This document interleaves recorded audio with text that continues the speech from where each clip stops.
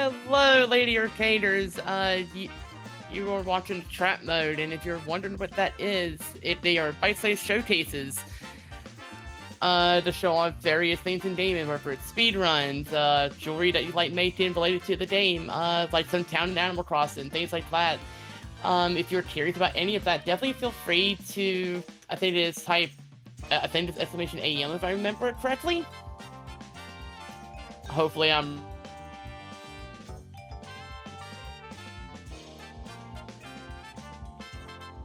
welcome back to the Blackboard of Doom.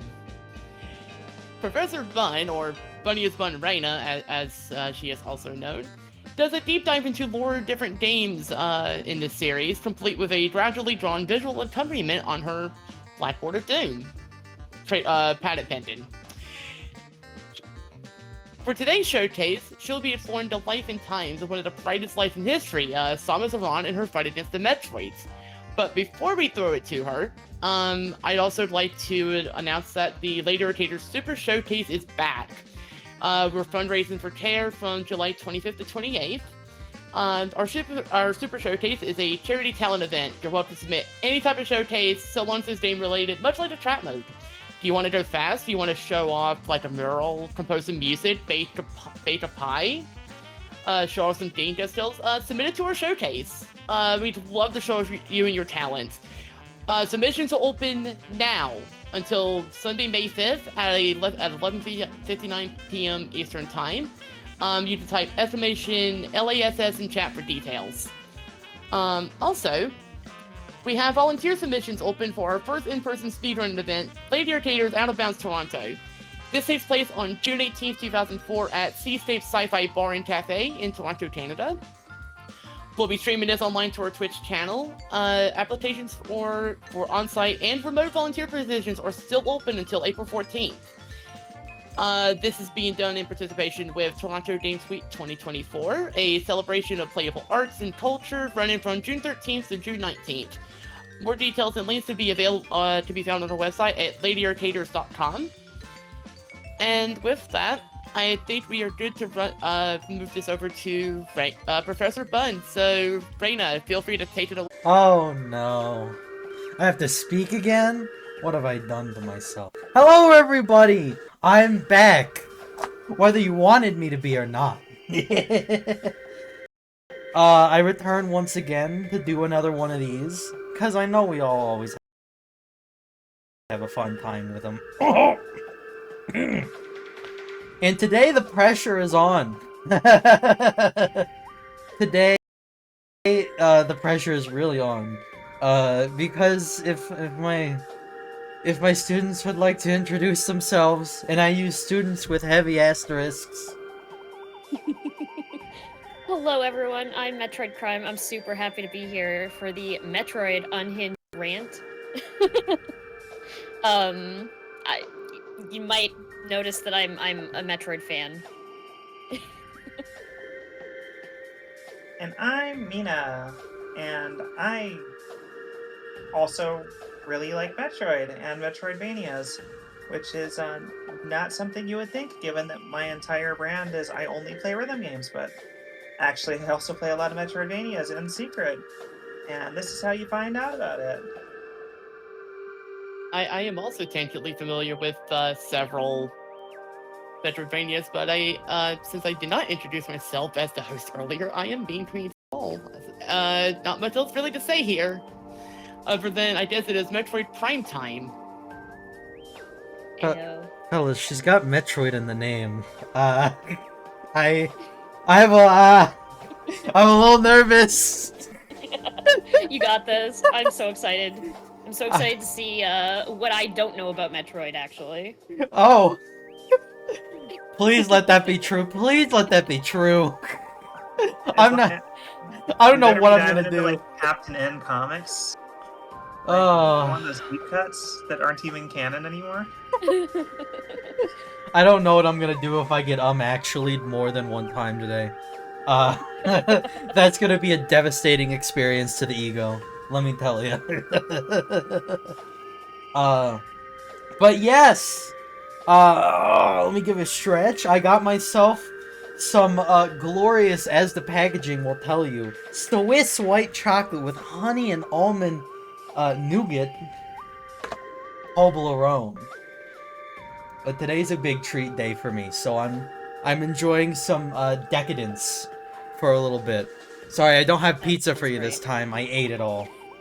I mean, that's fine. It's a day that ends in Y, so I've got a beer. Is it at least with a customized name like to Blobnern?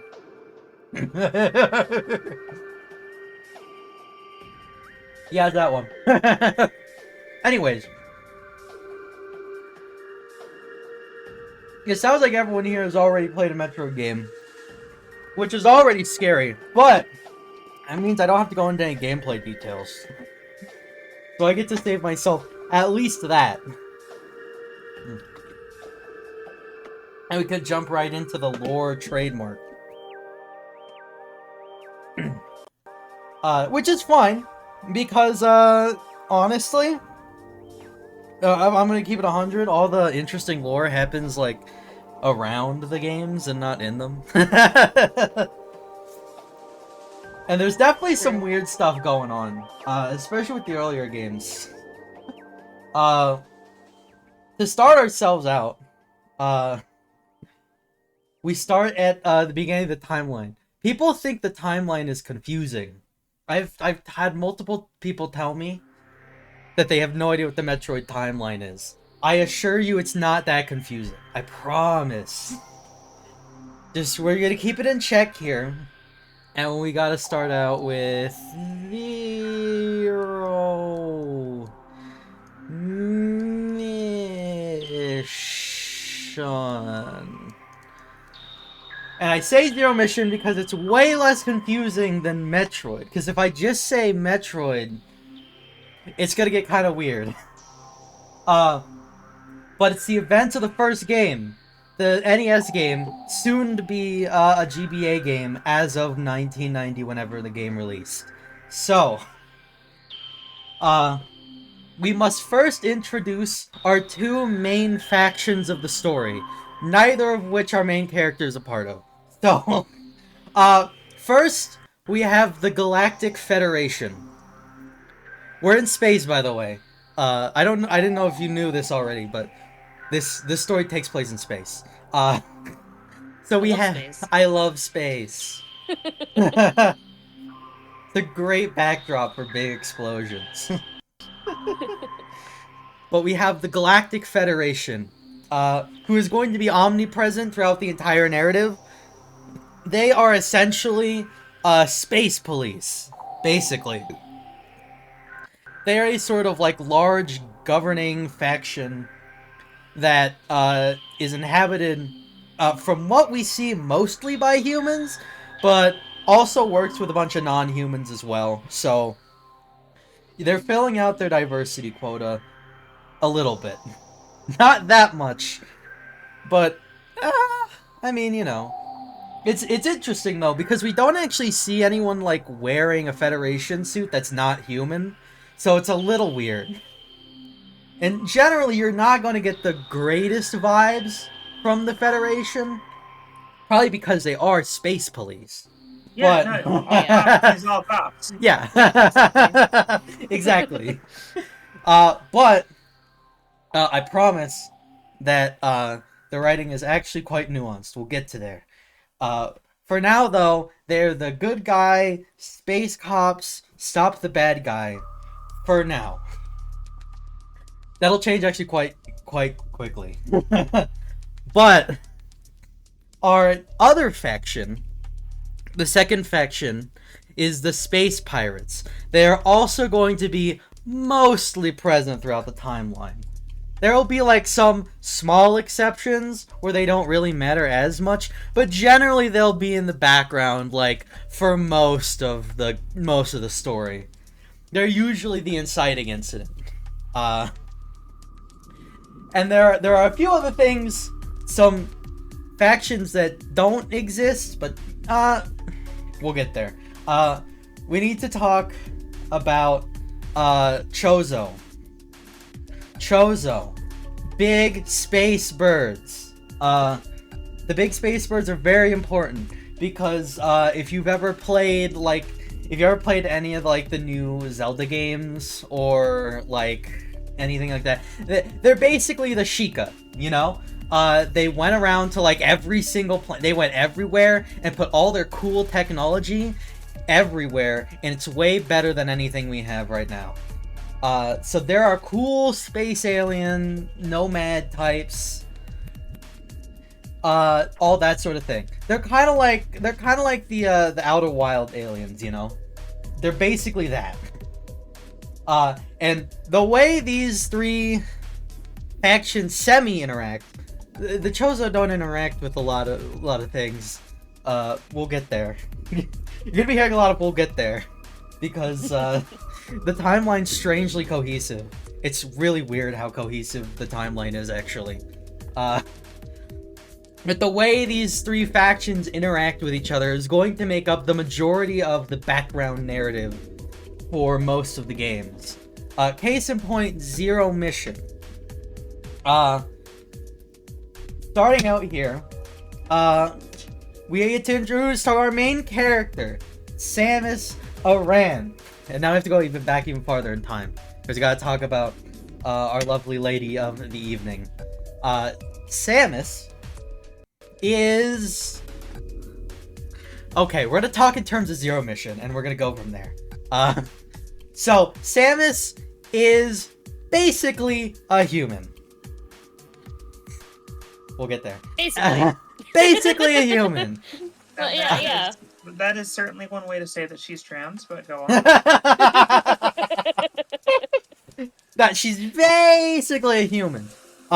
She was, I forget what the name of the planet that she was raised on, but she was raised on like an Earth-like planet with parents, until the space pirates attacked.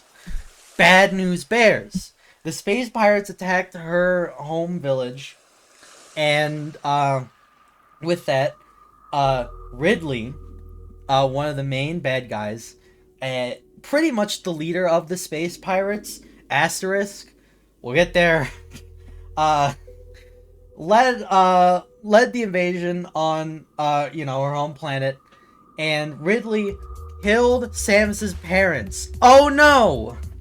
You hate to see it. So, Samus was left alive, I think one of like the few people that was left alive from that attack, and was then subsequently picked up by the Chozo, the cool space birds. Oh, by the way, if you thought the whole gay bird dads thing was a joke, it's not a joke. We're already there. No, not a joke. It's not a joke. True story. Samus Aran has two gay bird dads that she grows up with before she becomes a bounty hunter. She lives with the Chozo, trains with the Chozo, fights with the Chozo, and has two gay bird dads who raise her. Now this is not gonna come around for like a while, so keep this one in the banks. But there are like two major tribes within the, like, I guess Chozo canon. There's two of them. I don't remember which one, but just I don't remember their names because their names are Chozo names, and not English. Yeah. But keep in mind that there's two, and Samus's parents, one of them is from one tribe, and the other is from another. This will come into play. There's drama. There's family drama with the gay bird dads.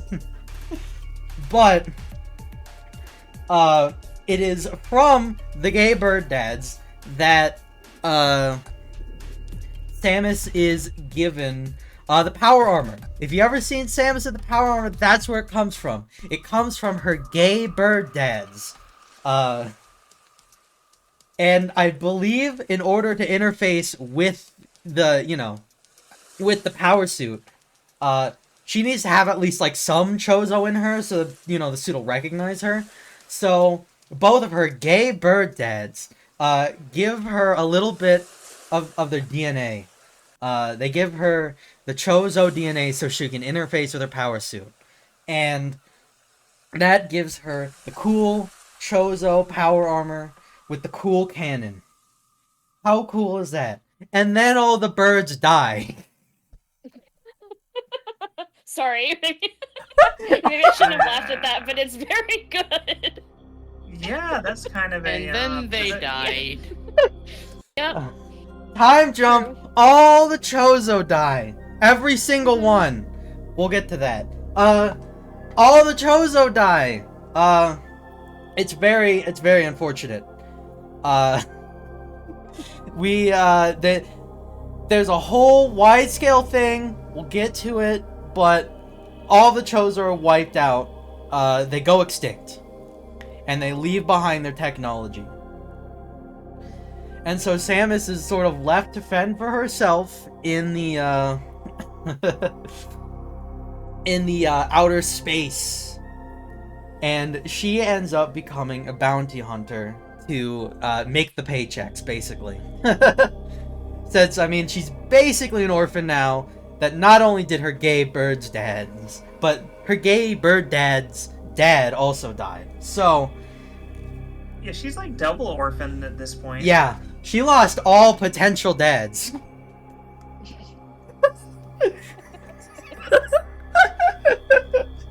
Which I think is maybe the strangest thing I've ever said in one of these. But lost all potential dads, and now is becoming a bounty hunter to make the bills, basically. She's got this sort of ramshackled ship, and she flies across the galaxy collecting bounties with her cool gay bird dad power suit. It's great. And so, now we can finally get to the actual game. Zero Mission. The Galactic Federation and the Space Pirates are currently at war. These Space Pirates are looking to take over the galaxy, yada yada yada. But the real problem is that the Space Pirates have gotten a hold of another alien species. Tell me if you've heard this one before. They're called Metroids. Crazy. They look like this. But they've gotten a hold of some Metroids and are starting to actively breed them to make more. Bad news bears. So, the Galactic Federation sends in some of their troops to try and retrieve the Metroids and stop the alien pirate threat. And no dice. They get owned. Unfortunate. So, losing pretty much most of their task force and all that stuff, they have no choice but to start calling on outside help.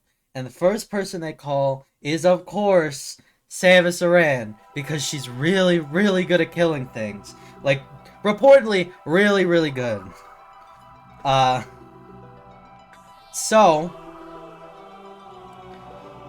they call on SAMUSARAN, they're like, hey, what's up? I know you're not busy. We know you're not busy. Could you please come over here? We need some help. We will pay you mega bucks. And so, of course, SAMUSARAN is always in need of mega bucks. So it's off to go kill some pirates. Let's go.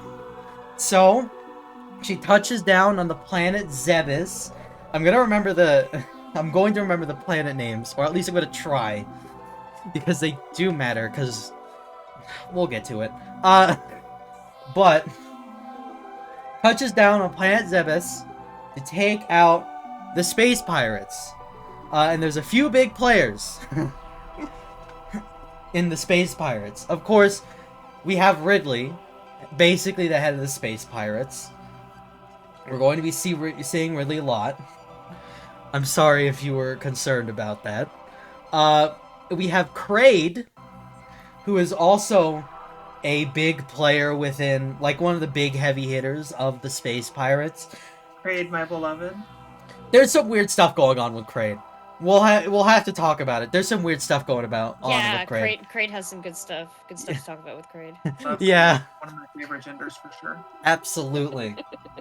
And an important theme for the rest of the story, Mother Brain. Mother Brain is the actual head, and I mean this in the most literal way possible. She is a head in a jar. The head of the space pirates. She's like the computing, she's the tactics, yada yada yada. Mother Brain. You know. And so it is up to SAMUSARAN Metroid, our one and only hero, to go through Zebes and take out all of them and deal with the Metroid threat. Now, thankfully, there's not a crazy amount to discuss with Zero Mission, because despite the remake's best efforts, there's not like a crazy amount of story. You really do just go to the planet and beat the bad guys. And I'm happy to say that the mission was successful. The funny thing about Zero Mission 2 is that it actually reveals a lot of backstory stuff through what is probably the most storytelling that any Metroid game up to that point had had. And then Just Fusion. through like backstory stuff. Yeah. I mean,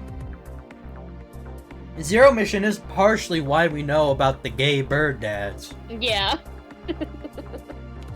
It officially canonized the gay bird dads, and I'm very happy about it.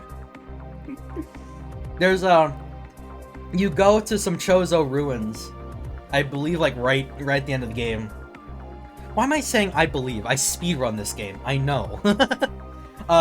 You go to the Chozo ruins at the end of the game on Zebes, and there's a very adorable carving in a wall that Samus made at one point in time of her and her two gay bird dads. It's very cute. Yeah. It looks great. Let me see if I can recreate it. It's very funny. Like, it's literal stick figures. Womp womp. Whoa. And then you got the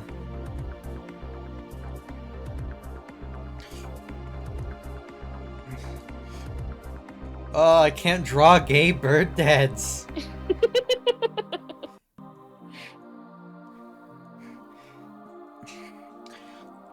A true shame. Yeah, I know, it's rough.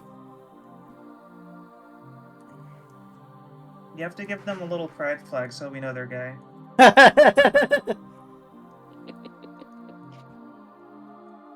Yeah, it's a very endearing drawing. Yeah, this is a good replica of it. I like this.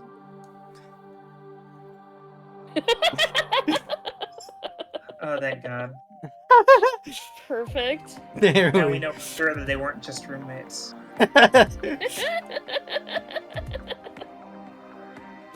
There we go. Historians will never mistake this.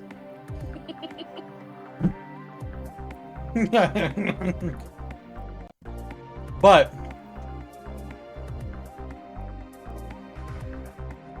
yeah, simple. We take out the space pirates.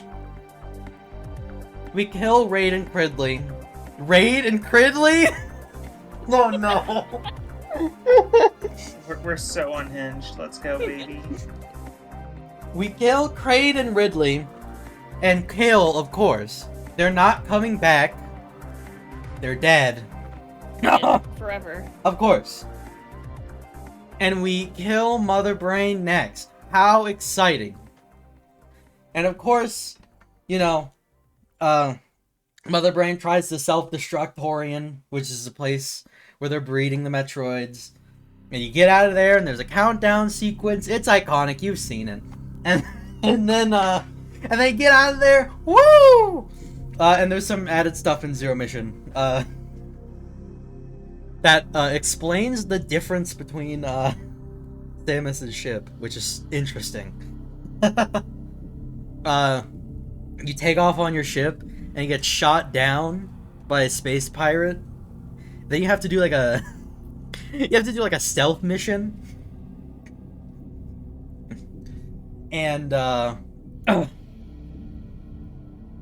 That section kind of scared me quite a bit. Oh too, yeah, it's at the end because the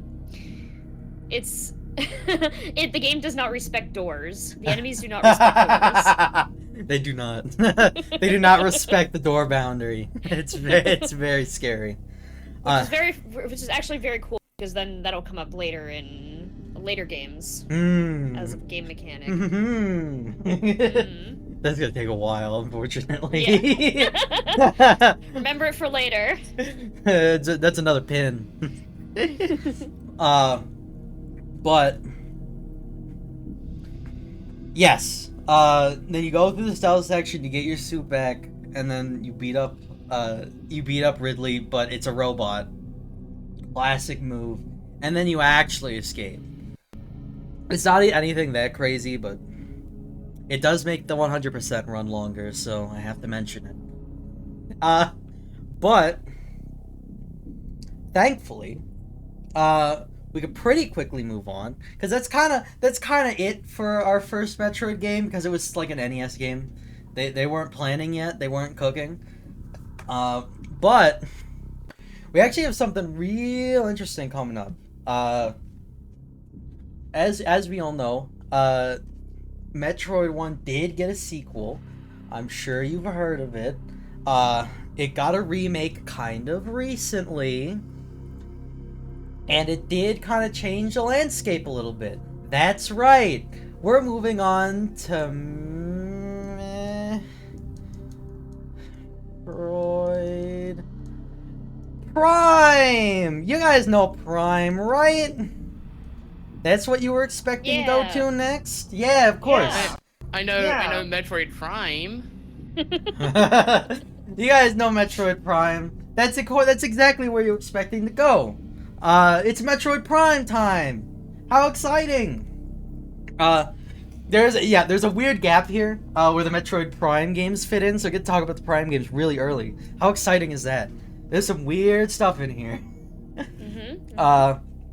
So Metroid Prime follows pretty closely right after Zero Mission.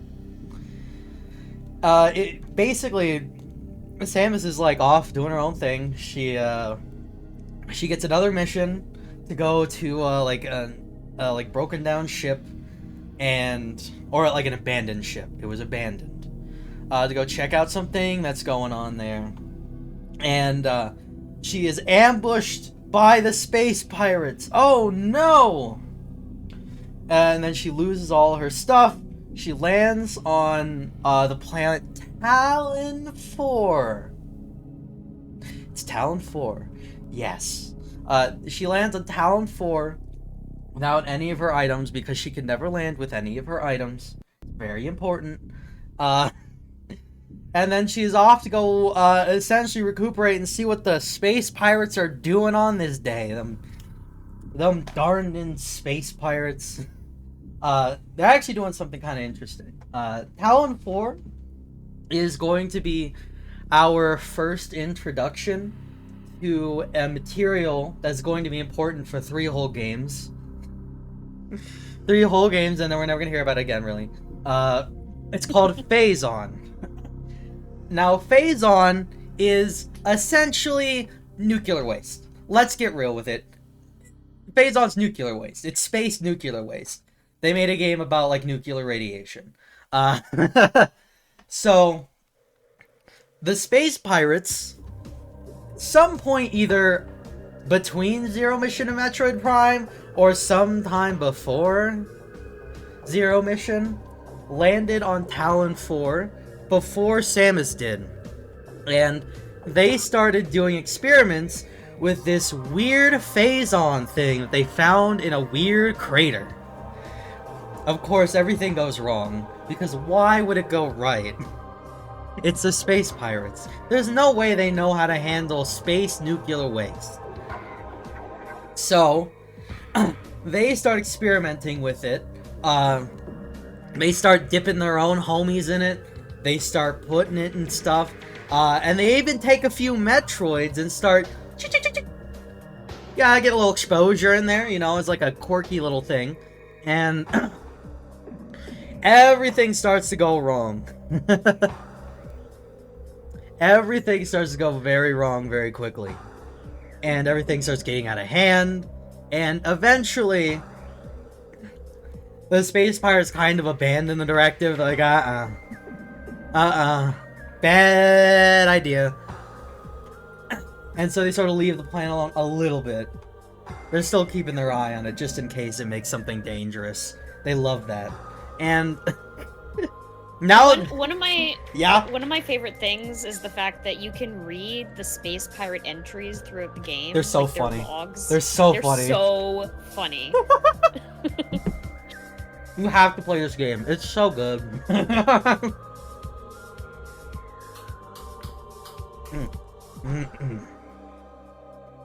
Gosh. The Swiss know how to make chocolate.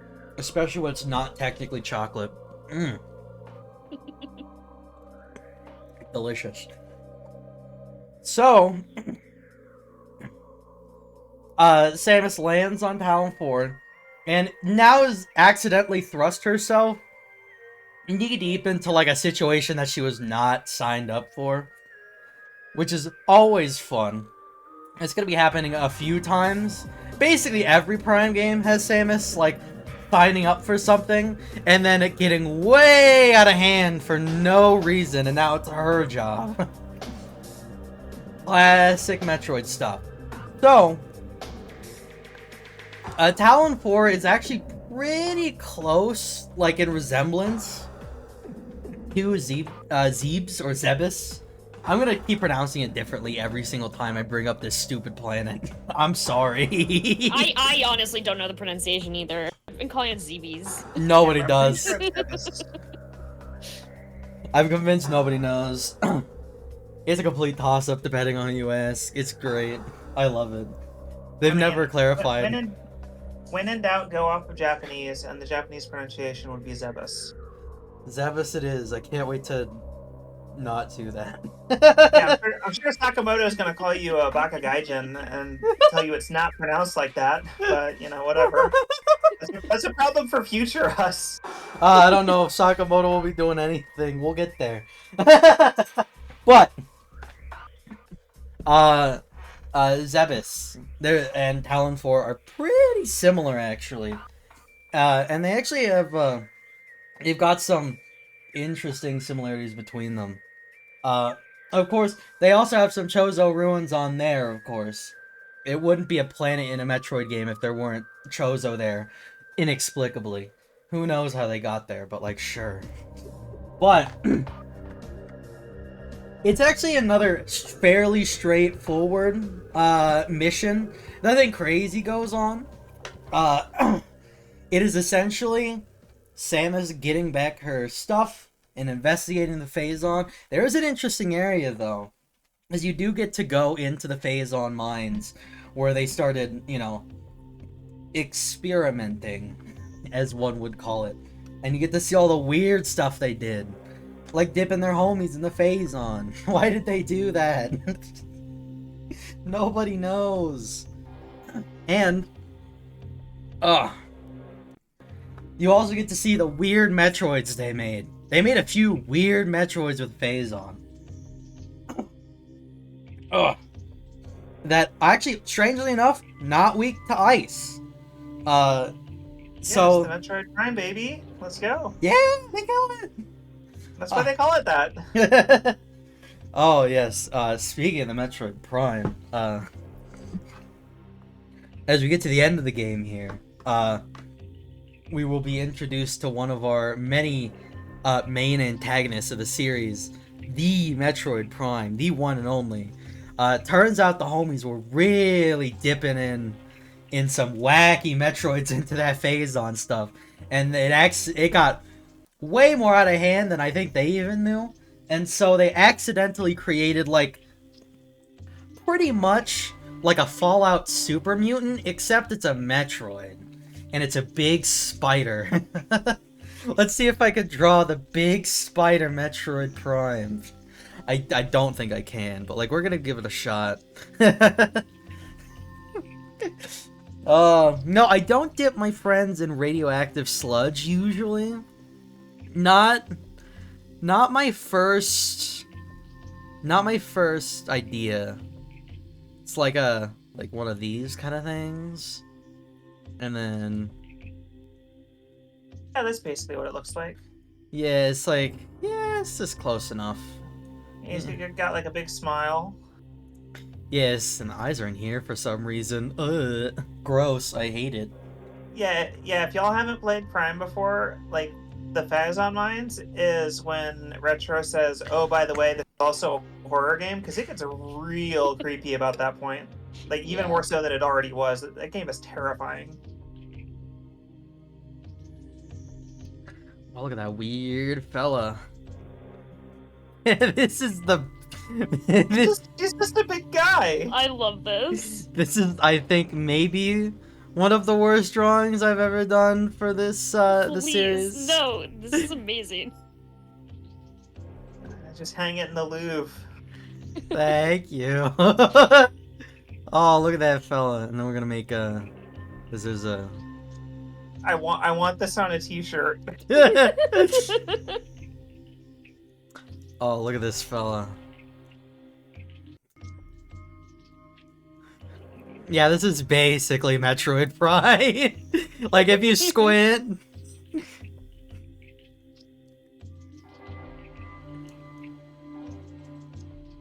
Oh, yeah, that'd be full of card. Ooh. Yeah, we're basically there. I mean, that's basically a Metroid Prime. It's a big, scary, mutant spider Metroid. And it kind of, I forget how it, like, siphons energy from you. Because that's what the Metroids do. If you've never seen a Metroid, which I think would be very strange if you've ever played a video game, but if you've never seen what a Metroid does, it latches onto your head and, like, your life force. So, I forget how the Metroid Prime does that. I think it's got, like, a beam. It beams you. Yeah, he just kind of like reverse hyper beam, like psychic damage, steals your life force. I'm sorry, I heard beams. No, not you, honey. No, Not come. with that attitude. Yeah. Fair point.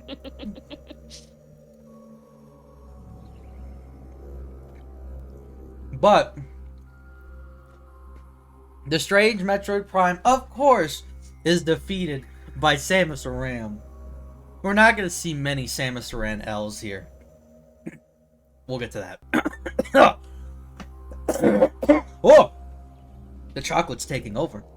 But, of course, defeats the Metroid Prime. However, there's some weird stuff that goes on, like, within the final fight. Which is like a head with tentacles. It's very strange. But, during the final fight, you lose, like, your suit again a little bit. You lose the Phazon suit. You get a Phazon suit to walk through Phazon. And you lose it during the fight. It's a Metroid game. Of course you lose stuff at the final fight. Of course. You know, all is well and good. Done and dusted. We're all fine. That is, unless you get 100%. And then you get to see a funny little cutscene. Where it is shown that the Phazon suit wasn't just lost, it got yoinked.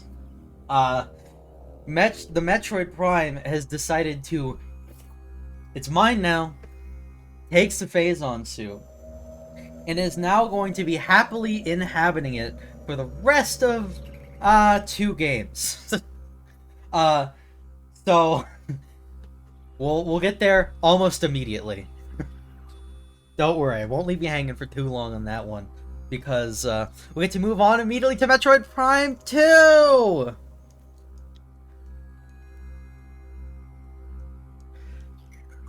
That's why they call it that. Yeah. AKA the best Prime game. Sorry, I don't make the rules. This is just how it is. But That's all right. it's real good. It's so good. I played it again very recently. It's so nice. Oh, I love that game.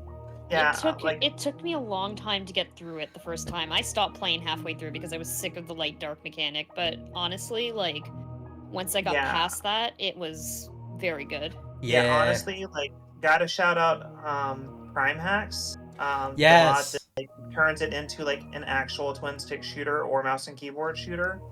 It feels like you're playing an open world Halo game. It's If so you've not nice. played Prime, that is probably the best way to play it in this day and age. Absolutely. Unless you really want to use the Wiimote, because the Wiimote controls are actually pretty good too, but that's contingent on having access to a Wiimote. That's true. Which is kind of a tall order in 2024 if you don't already have Yep. one. But I digress. I got one. I'm chilling with. I got mine on my desk right now because I used to I got speedrun Trauma 4. Center. Ugh. Unfortunately, my days of speedrunning Trauma Center had to be over for the sake of my wrists. Oh goodness, yeah. I can't be losing those. I'm a Ironic. musician. Yeah. So, Prime 2. All is well in the world.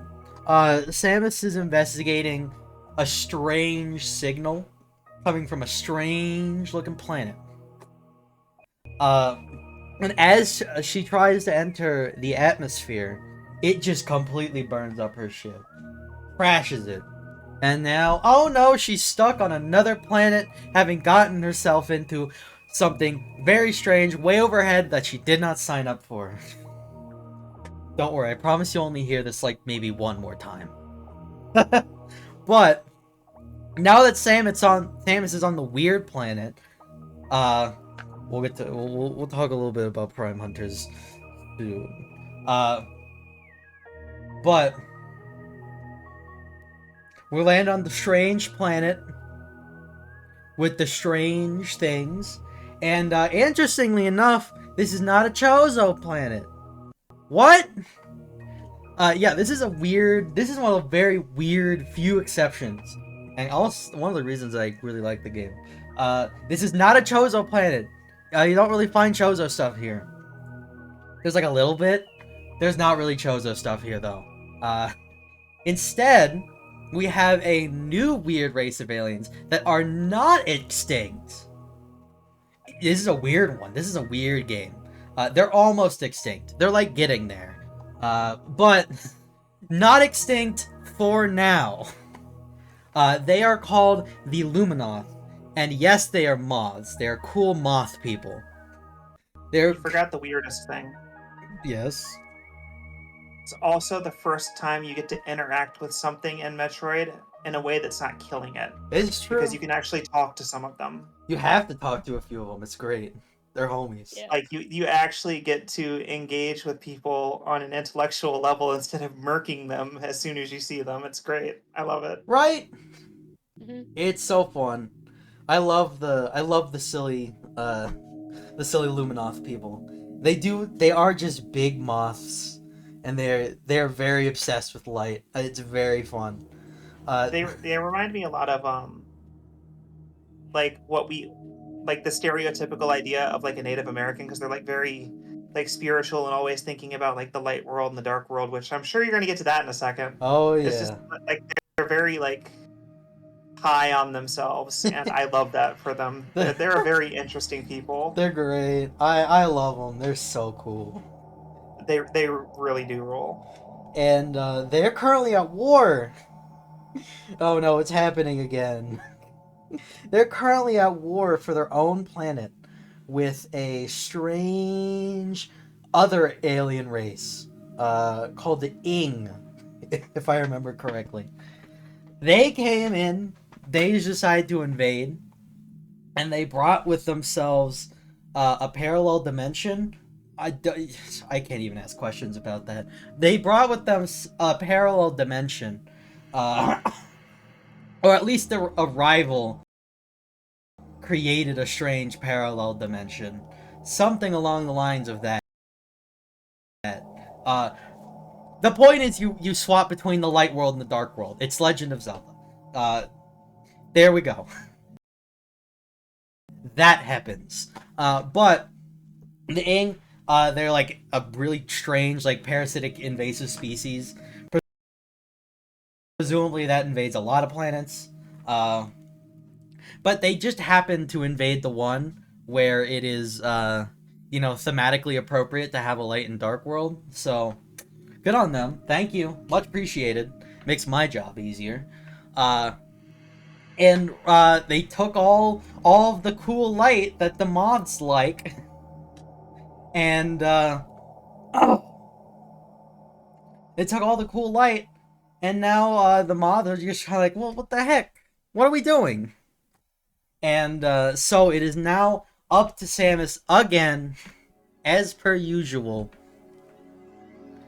It's time to fix the planet's problems, even though he didn't sign up at all for it.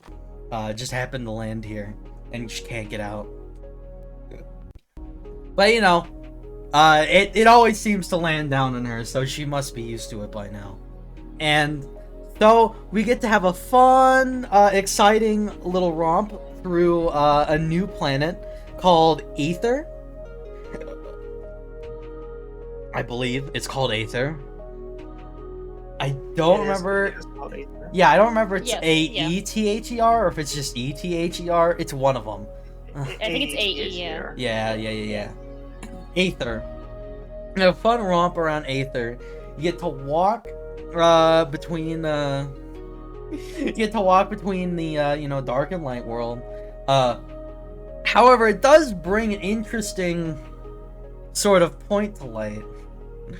That being, the Luminoth also have like super cool technology. It's like way beyond anything that the humans have. Again. And like, now that I think about it, the space pirates kind of have like a lot of cool tech that they probably just like stole, but they have like a lot of cool tech, but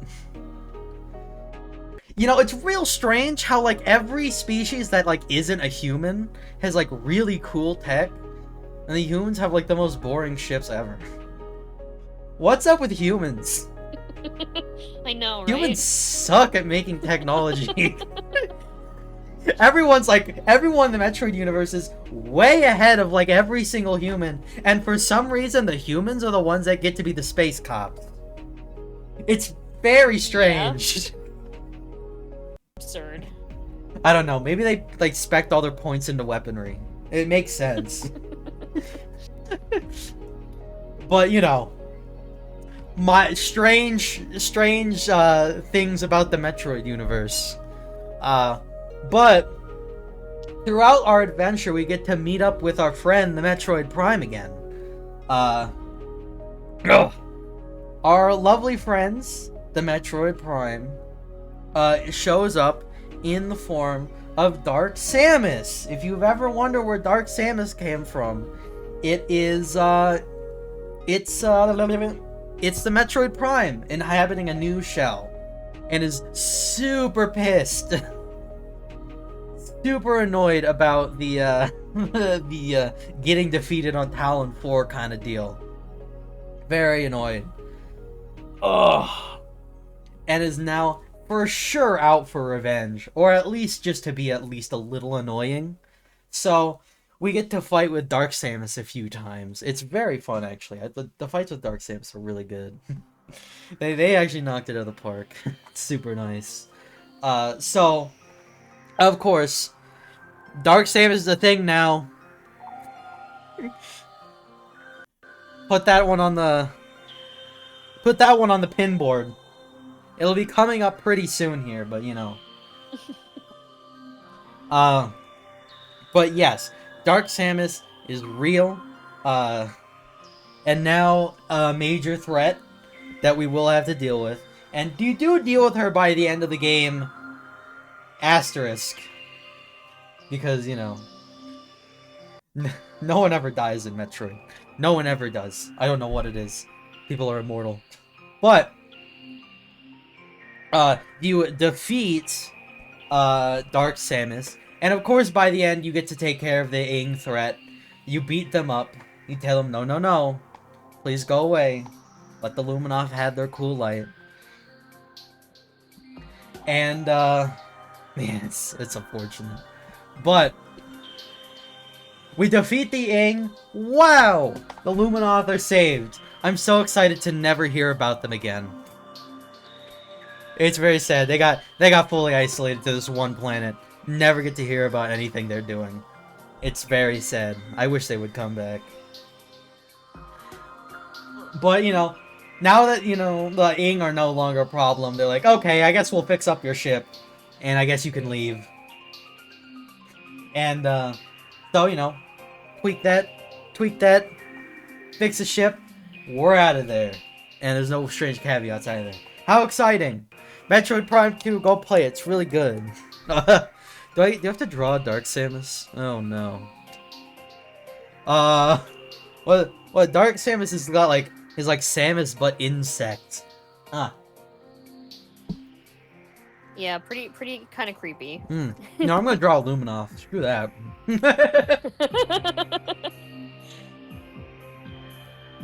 I like to bug people more. Yeah. Yeah, that... good stuff. Look at this funny... They got a weird physiology. Yeah.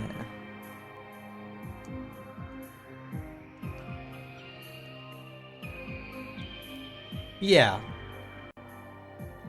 They're very strangely segmented. It's very cool.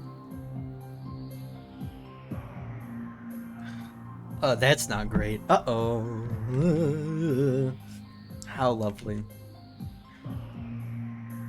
Oh, it should be up here. Yeah. Yeah, so I think we might want to take a short break and get things situated. Bet. There've been some technical issues going on. So Ah, great. We love tech. Taxana, baby. as it tends to be, but we will be back as soon as we are able. Cool. All right, I think we are good to go. We got things sorted, so we were having a riveting discussion about the Prime trilogy. Yeah. Oh, I'm back. I've consumed all of my Swiss chocolate. Oh no, Nice. Rena now has too much power. Yeah. Yeah, it's But clearly. Doge over. Oh. Water hits different. Oh man. I got a big jug of water with me. It's already pretty much gone. Stay hydrated. Yes, hydrate yourself. But yes, we just finished up with Prime 2 if I remember correctly. Which is nice, because Prime 3 is interesting. There's a little more to talk about. This is when, around when Metroid started actually really caring about the story. Not that it didn't before, but like, you can tell.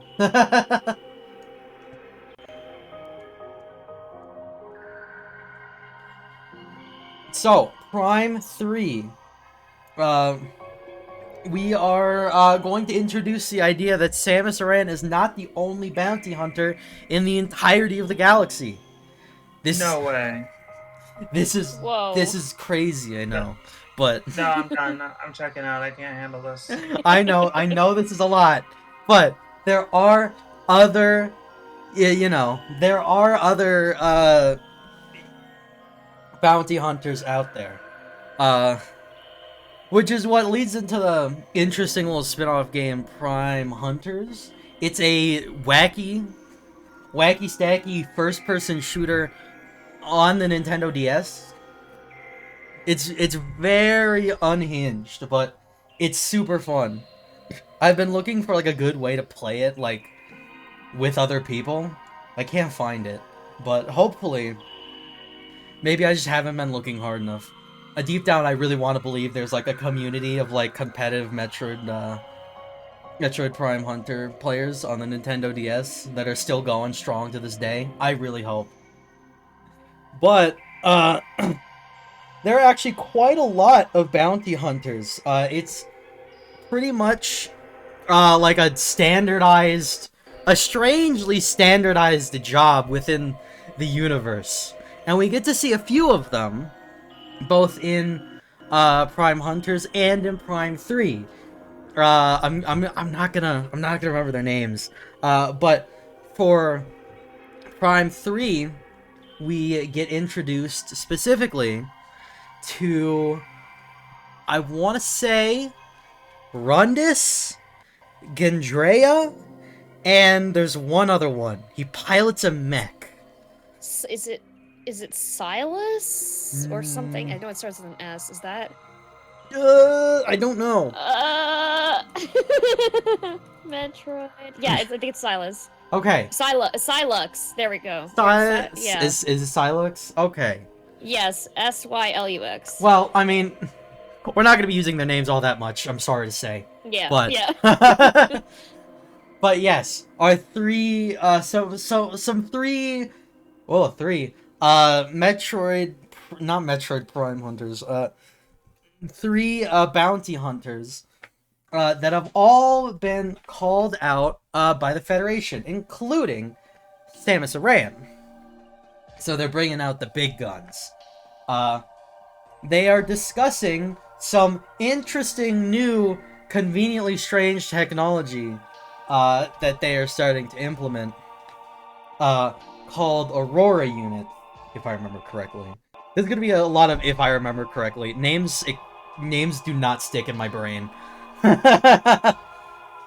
Same. Yeah, it's rough. But Aurora units, yes. Tell me if you've heard this before, but they're kind of like a brain in a jar, and it's kind of like an artificial intelligence kind of thing. No, we've been there already. No, put my foot down. Nope, can't do that. Nope. It's too late. The Federation already did it. God damn it. They have one in the ship. I don't think they have one in the ship. They have like one broadcasting to the ship. That's just as bad. It shouldn't exist. They have one definitely physically on the cool Sky City. We'll talk about the cool Sky City. All of the Sky City. Yeah, there's a cool Sky City. How exciting is that? But they're talking about all that fun stuff when oh no, the space pirates are attacking again. Whoa! It's just like Metroid. That's so cool. And now we gotta fend off the space pirates on Norian? What's Norian? I don't know. We don't learn anything about the planet. Norian is one of the few planets that gets like nothing. It's very sad. Norian, the explorable part, consists entirely of the Galactic Federation base that's on Norian, and none of the actual planet, which is really sad. So it's basically just like another Galactic Federation ship, but you know, it's whatever. You explore Norian and fend off the space pirates who are invading. Wow, it's just like a cool Halo action adventure. How exciting. How fun. And you even beat up Ridley, who's here. Ridley's been coming back a little bit. Oh, I completely forgot. We gotta talk about Ridley. Ah! I'm so tired. We gotta talk about Ridley. Back to Metroid Prime. So, including the experiments that they did on the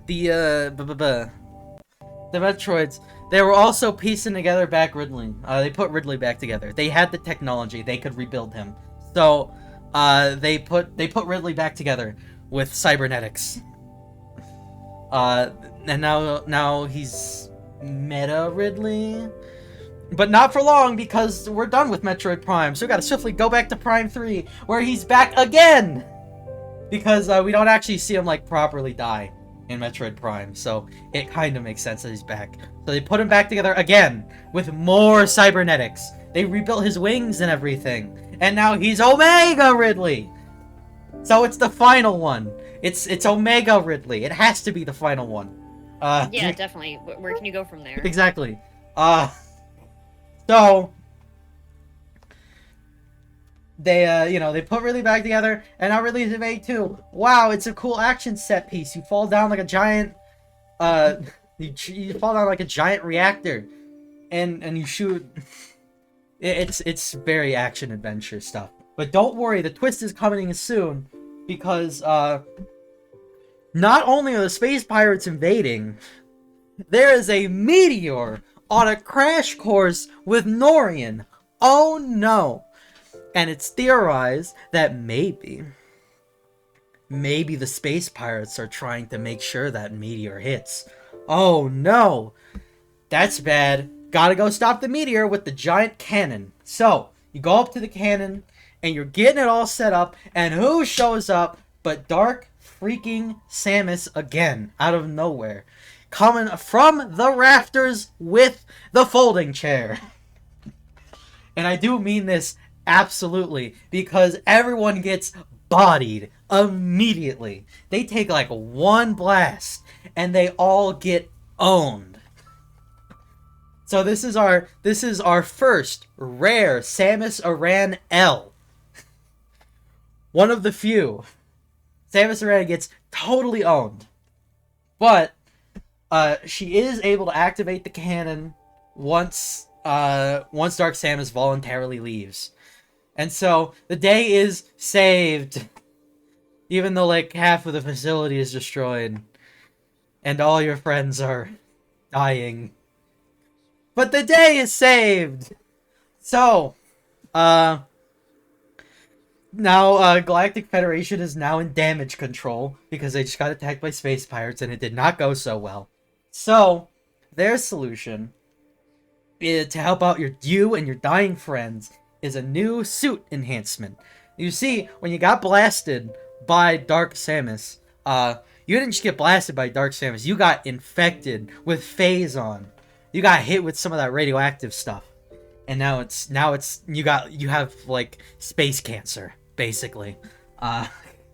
You get space cancer from Dark Samus. So the Federation essentially makes like a super pacemaker that like hooks up into your body and sort of regulates the space cancer. But also because, the Galactic Federation is getting a little quirky at night. They've decided, hey, this Phazon stuff is like a really easy source of energy to exploit. Like, super easy. Because it's a stand-in for radioactive waste. So, like, if it's just gonna, like, keep radiating stuff, I mean, you could do a lot with that. So, the Federation decides not only are they gonna control the weird space cancer, but they're gonna harness the space cancer. Because why not? What could possibly go wrong with harnessing the space cancer? And so, with your suit, I think it's like the PED suit, you can harness the Phazon inside, and you can temporarily go into hyper mode. It's a very fun mechanic, actually. Even though it kind of ruins the game a little bit. But we can't talk about that right now. If you get me listen, if you get me talking about Prime 3, we're gonna be here all day. Okay? I have so many thoughts and feelings about that game. Yeah. It's such a mixed bag. I love it and I hate it. But... Yeah. No, I can't let myself get tangent. I can't do it. So now, it's up to Samus to sort of work with the Federation and sort of deal with the meteor thing. Because, after having that meteor almost crash into Norian, they realized, hey, we got some weird meteors on some other planets. You might want to go check that one out. And so, it is time to go check that one out. And Samus gets to go on a cool action-adventure, more action-adventure, definitely. More action-adventure kind of adventure, hopping between planets, collecting power-ups, our favorites, and checking out what those meteors about. So the meteors, we'll find out later, but the meteors are from, they all have Phazon in them. Bad news. If you'll remember, that there was also another planet that got hit by a meteor that had a lot of phase on it. If you'll remember, that's what happened to Talon 4. So this is extra bad news, bears. So, it's now Samus's deal to take care of the meteors and hopefully save the galaxy. However, there is a bit of a problem. The phase-on is kind of a big deal. Even though the PED suit is controlling it, it's still space cancer. So, as Samus becomes gradually more exposed to phase-on from going into the meteors, she steadily, her condition gets worse and worse and worse. And it is terrifyingly visible on, every aspect of her body. It's utterly horrifying. And I don't know what they were cooking, because it's deeply unsettling. And the worst part is you get to see all your friends who also have space cancer. Except they didn't take it so well. You get to meet all your friends on different planets, and now they're trying to kill you because they've all been infected. You never get to them in time, unfortunately. And you have to have a very sad battle with every single one of them. Except, oh, I remember his name. His name's Gore. Oh. That's his name. His name's Gore. Gore's isn't that sad. Gore's kind of mean. The rest of them are kind of sad. Rundus? Oh man, that fight with Rundus actually would be one of my favorite fights in the series if it wasn't poorly balanced. But we can't. I can't talk about it. I gotta stick. You get to fight Rundus, and it is probably one of the most heart-rending things ever. It sucked. By the end of the fight, oh, trigger warning. We gotta talk about suicide a little bit. But at the end of the fight, unfortunately, Rundus takes his own life so he can stop attacking Samus. It is heartbreaking. That game is so good, I hate it. Why do they have to make that game so good, man? It's awful. Yeah. It gets me every time in the feels. What a fantastic moment. Then you get to fight Gore next, and he's mean. When you find him, he's literally beating up your ship. It's so funny. It's boing, boing, boing, die. He's trying to beat up your ship so you can't leave. It's very cool, but very, very funny. And the fight still kind of sucks, but I can't talk about it. And so basically, you get to go around having a miserable time fighting all your friends that you once loved. And you also gradually get to be worse and worse. As you see yourself also succumb to the space cancer. It is strangely really, really sad. Metroid Prime 3 is a really, really sad allegory for death. And I don't know why. But once you deal with all of the phase-on meteors, you get to find out, searching through, I believe, pirate logs, that the meteors, they're chunks from a planet. A planet that is just made of phase-on. And a planet that's kind of sentient. It's like a weird, living, fleshy planet that is entirely comprised of phase-on, which is also kind of sentient, which is so strange. Yeah, so sorry if you thought you could avoid the Eldritch horrors today. I'm sorry. There's a giant planet in the sky, and it's alive, and it wants to kill you. So, now, of course, it's up to Samus to go and, land on the planet, to go deal with the planet. Samus has to go kill a planet. And it probably won't be the last time. We'll get there. So, you know, you land on the giant Phazon planet. It is super strange. I love it. I love it so much. Everything about this game's story, I love so much. It's so good. You land on the planet, and it is super weird. It's like all insecty. It's strange. It's like fleshy. And by the time you get out of the ship to step on Phazon, you're out of it. Samus finally loses herself to the Phazon. It gets so bad that she can't even enter her ship anymore because the game doesn't want you to, because there's too much phase on your system that you're literally unrecognizable. Terrifying thought. Terrifying thought. I hate that. So naturally, you'll never believe what happened after I mentioned the strange alien brains that the Federation decided to make. You'll never believe what you find on this planet. That's right. You find an Aurora unit. I actually don't remember why you find an Aurora unit here, but you get to have a fun fight with not Mother Brain, basically, Yeah. and Dark Samus, to take out the entire planet of Phazon. It is super cool. It's actually a super cool fight if it was balanced. I can't talk about it. So you, of course, you blow up the planet. You get rid of the Phazon, which gets rid of your space cancer. Unfortunately, you can't save your friends. They're all dead. It's too late for them. But you're fine, so that's good. The timeline continues. And the day is saved! So many people what died. cost? Yeah. Uh-huh.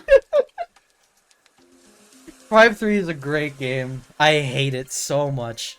You should definitely play it, but like, don't pick it up. Let's see. Yeah, let's draw the...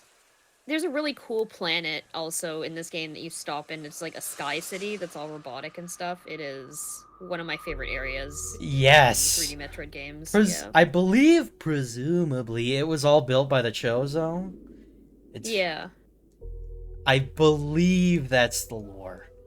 I believe they just like built a giant city above the clouds, and yeah, it's... and then I think it like became autonomous or something. Yeah. Or... Yeah, it grew sentience. Yeah. Like all good pieces of technology in fictional media, right? Yes. The moon does have space tentacles. This is canon. Yeah, there's also this really scary section. I think it's in Prime 3 where there's like you're on the derelict ship or whatever. Oh yeah. Oh, there's a few that derelict ships. Yeah, but you like go into, I think at some point you fly to it and it's like a containment facility or something, and that part of the game scared me. I was always expecting something to happen. Oh, the so, like atmospheric. Oh, the GFS Valhalla. I think that's the name of the ship. Yeah. Yeah. The place where they put the end game key hunt. Yes, the end game key hunt. Yes, the Metroid Prime games are famous for their end game key hunts. It always pops up, and I'm the only person that likes it. I'm the only one. It always gives me a chance to go back and get all the items because I'm an 100% person. So I always appreciate the excuse, but I know I'm strange on this one. But we're done with the Prime trilogy. How exciting was that? Are you ready to never hear about Phazon or Dark Samus ever again? That was a nice little detour. Great. You know, until the Metroid Prime Unhinged lore rant. Oh gosh, I guess I could spend an entire Unhinged rant going super deep into like logs. Oh god. Spend all day. All right, and now it's the game that you've probably been waiting for like what, an hour? It's Metroid 2! We finally got to the second installment of the series! Aw, finally. Metroid 2, my beloved. Surprisingly decent Game Boy game. Oh yeah, AMC were very Metroid good 2 too. slaps. So, Metroid 2. I'm sorry if you wanted to get off of the heavy topics. We're not getting off of the heavy topics. So Metroid 2.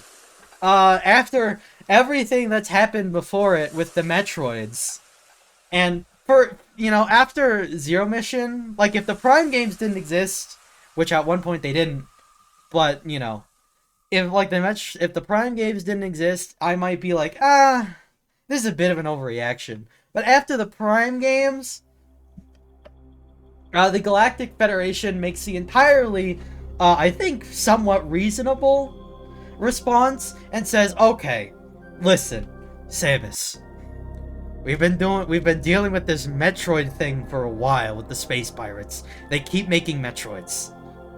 We can't do this anymore. We can't do the Metroid thing anymore. It's like it's way too much of like a problem. We're going to deal with it right now. Samus, we need you to go kill some Metroids. And not just some Metroids, all of them. We are on the Metroid warpath. Samus is being sent to go to SR3D88 to go kill the rest of the Metroids. Going to the Metroid hometown. They're like, we're not doing this anymore. Just kill them all. We're done. I mean, after 4 games, it's, I guess it's a fair response. After 4 games of conflict. So, once again, of course, this happens because the Federation already sent in their troops, and naturally, they didn't get the job done. So now it's her problem.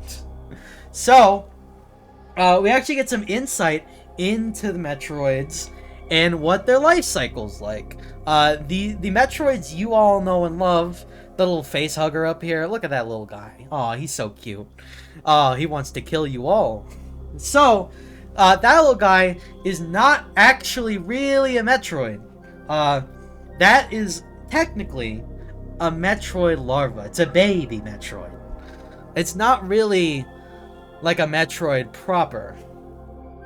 The actual Metroids have like a full life cycle that happens after they hatch from this like sort of flying embryo egg thing that we know the Metroids to be. So, we get to fight all of them. There are 4 stages of Metroid development. Maybe 5. There's Alpha Metroids, which kind of look like the things. They just got like a carapace. They're like, they have like that sort of formation on their belly, but like the top half is like carapace. It's very insect-like, actually. Oh no, the insects are coming back. You have the Beta Metroids, which still fly around, and they grow like weird. They grow weird arms. They grow like 4 arms, which is important because then we get Gamma Metroids, which become bipedal. Their legs grow out, and they grow like much more distinct faces. They have like an actual structure for their head. And then they develop into Omega Metroids, which are basically that, but way bigger and way beefier and way scarier.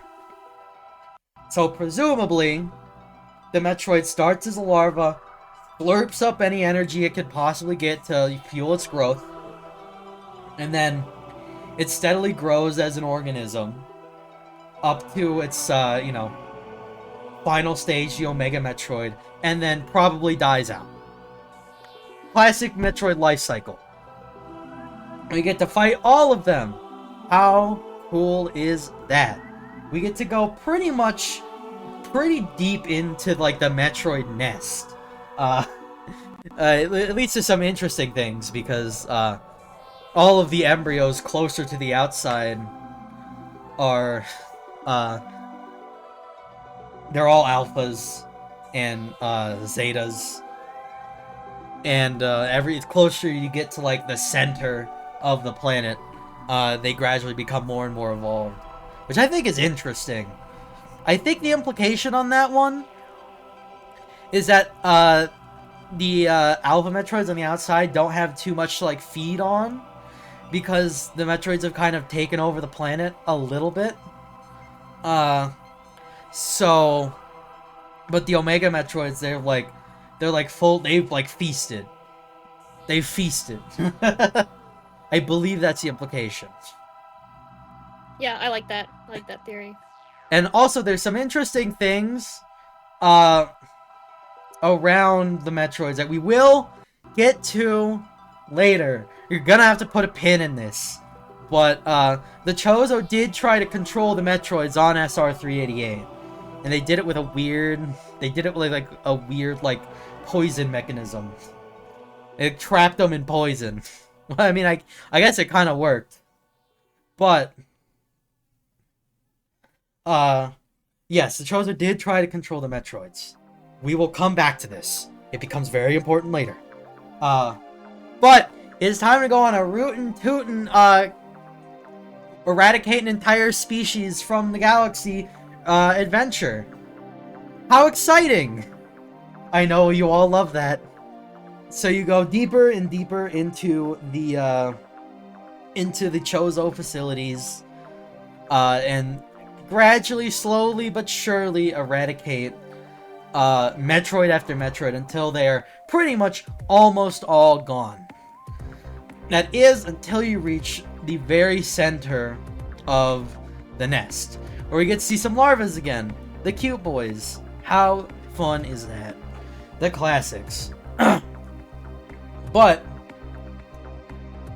what that means is that there is active procreation going on, because there is a Queen Metroid, which I may draw. We'll see. But there is a Queen Metroid. Presumably, maybe it's like an ant thing where it's like predetermined. Like one of the Metroids is just born a queen once the previous queen is like gonna die, or something. It's gonna be something like a weird insect thing, but yeah, lots of weird insect stuff. Yeah, has to be. But that's a thing. We got Queen Metroids, Metroid mothers. We love to see it. So you get to go through. You get to go through the facility, take out all the baby Metroids, and they get to take out their mom too. How exciting is that? And as you're leaving, there's one final Metroid that hatches right as you enter the room. But instead of killing you, it instead decides to be a little friendly.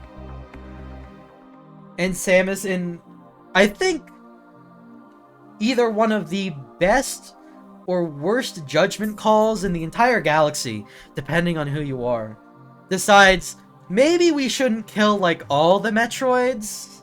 That seems like a bad idea. And this one likes me, so I'm going to keep him. His name is Harold. So Samus takes the last Metroid into captivity and skedaddles on out of there. Says, alright, so I didn't kill all the Metroids, but, and then Federation, alright, so hand it over. And so, Samus Aran hands over the last Metroid to the Federation for safekeeping. Which, you went to Spencer at Zero Mission Return to Metroid 2? Oh, great. Oh boy. I have a lore question, or canon lore question for you about Metroid 2. Did you play Samus Returns? I did. So at the end, how does Ridley fall into the timeline here? Oh god, this is the one thing I hate about Samus Returns. This is the one thing. Aside from Mercury Stream's general level design. But I can't talk about it. Ridley comes back at the end of Metroid 2 now. I think it's implied that they just fixed his cybernetics. Okay. Because he does actually still have all of the Meta Ridley stuff on. So presumably they just like fixed him up. They like took him to the hardware shop. Okay. So yeah, Ridley's there again. They couldn't help themselves. So the last Metroid is in captivity. The galaxy is at peace. Yeah, I'm calling BS. It's at peace, Mina. No. That's what the game said. All right, Game's wrong. let's draw Queen Metroid. Let's see if I can remember, because I have like a full pixel art like somewhere around here. I made a perler bead of the Queen Metroid, and it sits on one of my walls. Yeah, it looks so nice. I might sell it. It's so cool. They've got these long tails, I think. Does the Queen Metroid doesn't have a tail, does it? Oh no. Well, I'm gonna start drawing the legs first, and we'll get there. It does have a tail, yes. Okay. Hey, wait, hold on. Wait, I've seen... Oh, hold on. I'm seeing pictures of both. With and without tail. Which one is it? I don't think the original depiction has a tail. I think I'm remembering.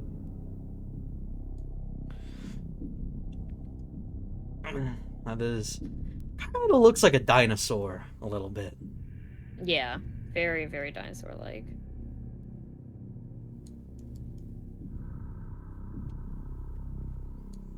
And then we gotta do the wow. Like one of these. One of these.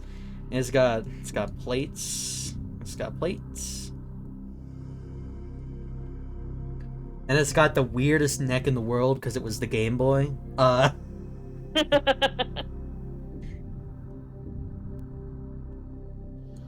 It's segmented like this.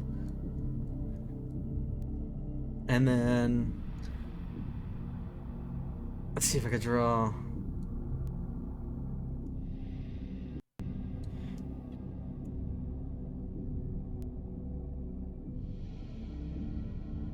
Yeah. Yeah, that's close. They all have to have 3 eyes because it has to look vaguely like a Metroid.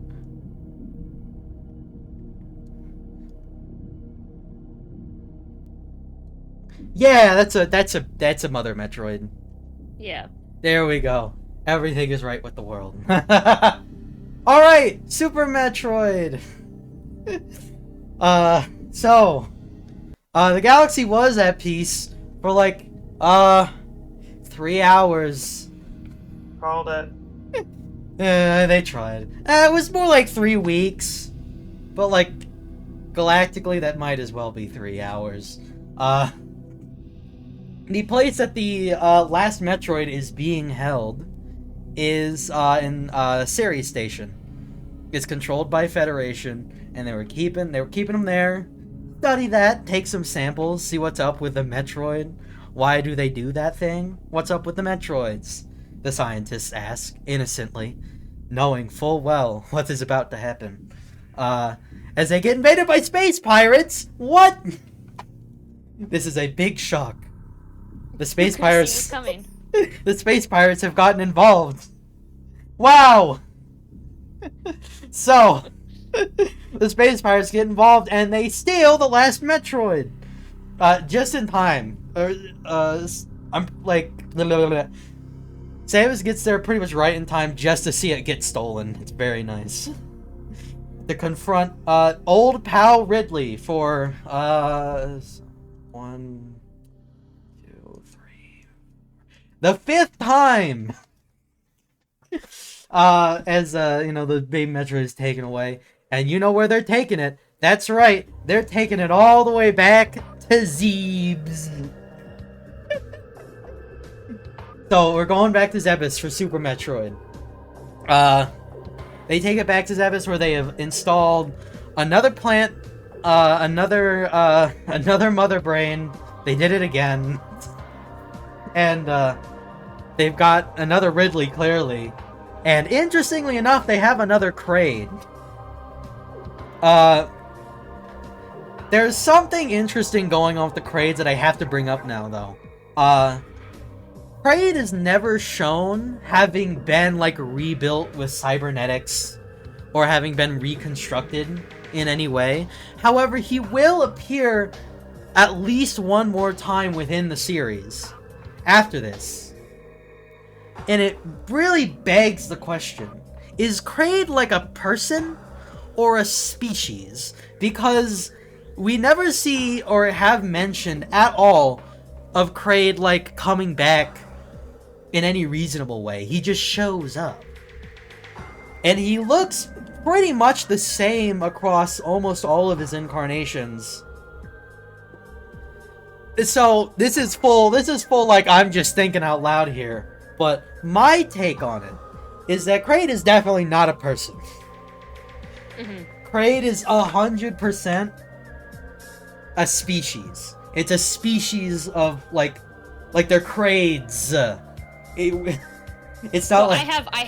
I don't know if you're going the same place I'm going with this, but I have a wild theory on them. Are you thinking about the smaller Kraids? Yes. Okay. Yeah. Yeah. No, continue. Yeah, because, it's, you know, this was probably just meant as, like, an Easter egg from the developers, but, back in the original, Metroid, the original NES game, Kraid used to be a lot smaller, like, maybe Samus height, and, you know, so that's a whole thing, but, you know, on every entry afterwards, it is shown that Kraid is actually quite big. He's a big, beefy boy. However, in Super Metroid, we also get to see a small Kraid too. So small Kraids are canon. Small Kraids are real. And two of them, like, multiple Kraids can exist at the same time.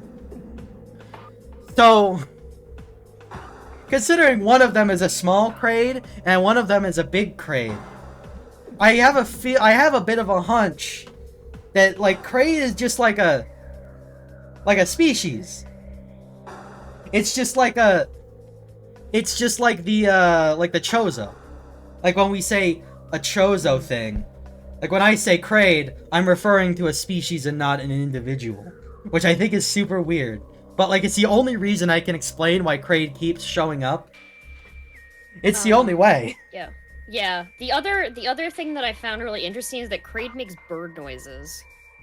And so I've seen some theories that Kraid is an evolved Chozo or somehow some sort of relation to the Chozo. I wouldn't be surprised. I wouldn't be surprised at all.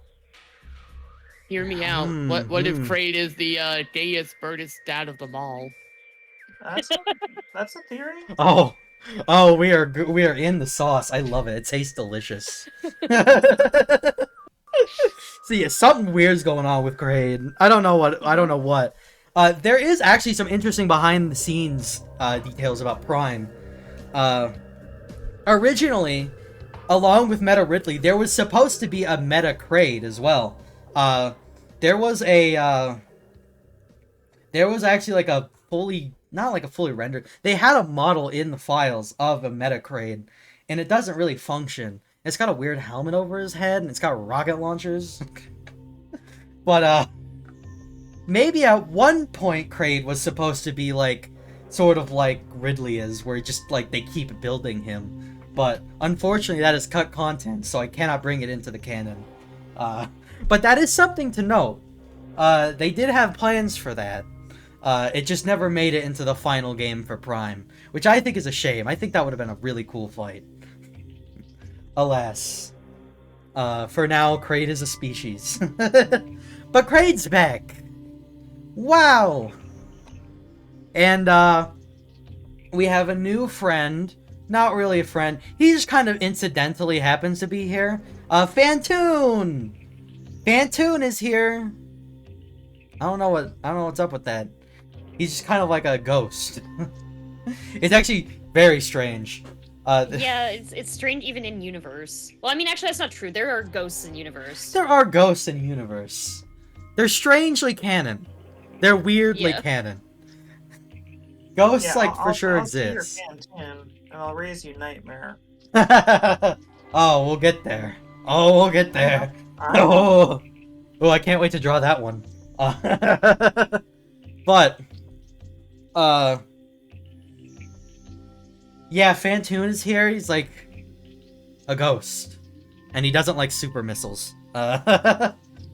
And so of course you'll never believe it when I tell you this, but it is up to SAMUSARAN to take care of the space pirate threat on Zebes. Anyway, this time though, there is some interesting stuff going on with the space pirates, because presumably they have some knowledge, and I think this is why Ridley shows up, like from a story perspective, to SR-388 at the end of the remake for Samus Returns. I believe this is why Ridley shows up, like from a lore perspective. The space pirates have to have at least some knowledge of the way Metroids grow. They have to have some knowledge that they are actually just baby Metroids, and they grow up into bigger, scarier creatures. Because it turns out they don't want the big creatures. They don't care about those. They just want the larvas. So, in taking the last Metroid, they have decided essentially just to keep growing them without properly growing them. Essentially give them all the nutrients they want and make sure they never grow up. Make sure they never become, like, never properly hatch. I don't know how they do this. I don't think it's ever properly explained. I'll assume that they just have cooler technology than the humans. So, the space pirates get to experiment some more on the Metroids, and they're very happy about it. And they find a way to start growing Metroids, making them bigger and scarier and infinitely more awful, while making sure they never hatch. So, this brings us to the final confrontation on Torian 2, because Torian was so cool, they did decide to make a sequel, where, you know, after killing a bunch of normal larva Metroids, yada yada, we are finally confronted with the baby that we once knew and loved, who has been mutated into a horrible monster that is like 10 times its normal size. One might even call it a Super Metroid. Hey. Hey! That's why they call it that. It's true! We're there! It wasn't just called Super Metroid because it was on the Super Nintendo! They had at I'm least... sure about that. Well... You know, they had to try. Look, sometimes the Metroid really is super. It's true! They did make a Super Metroid! They made one! But... Heartwarming moment. The baby Metroid that, despite all the mutation and being artificially grown to 10 times its size, and probably, who knows what they did to that thing, but despite all its rage, it still recognizes the Samus that spared its life, and decides to reciprocate. It's very wholesome, and there's not like a line of dialogue spoken. It's great. Super good moment. So, you know, we get to have... Oh, by the way... I'm sorry. Spoilers for, like, one of the best games of all time. You've only had... Like, what? Like... What? Like, more than 20 years to play it? Sounds about right. Yeah. In the final confrontation, with... Mother Brain, who becomes a dinosaur... For real, I'm not kidding. becomes a dinosaur. And we get our second rare Samus L. Samus pretty much loses this fight, gets owned. So, down on the ropes, down on luck, down to 1 HP, or however it decides to reduce you to. It might be like 10. I don't remember. The Super Metroid rushes in and owns Mother Brain. Latches onto that giant brain like it was made to do. And slurps up that life force as much as it can. Unfortunately, it does die in this process. It is also truly heartbreaking. Homie threw his life on the line for Samus. So Samus calls in, yeah, we're not doing this shit anymore. Gets the Hyper Beam ability from her homie, the Super Metroid, and, you know, completely destroys Mother Brain. It's no longer a fight. You own Mother Brain, and this time, instead of blowing up the facility, Mother Brain decided to triple down. She's down to destroy the entire planet this time, so you get to go through a cool escape sequence through the planet. And unfortunately, as Samus flies out, this will be the last time we hear of Planet Zebes, because it completely destroys. It's gone. It is space dust. It has been destroyed in glorious Super Nintendo pixel art that kind of hurts your eyes. But it's gone now, unfortunately. So, Mother Brain is gone. Won't be coming back. So is Ridley and Kraid. Never coming back. Literally destroyed the entire planet. Surely they can't be recovered. Unfortunately, though, this does mean that the last Metroid is gone. So, yay!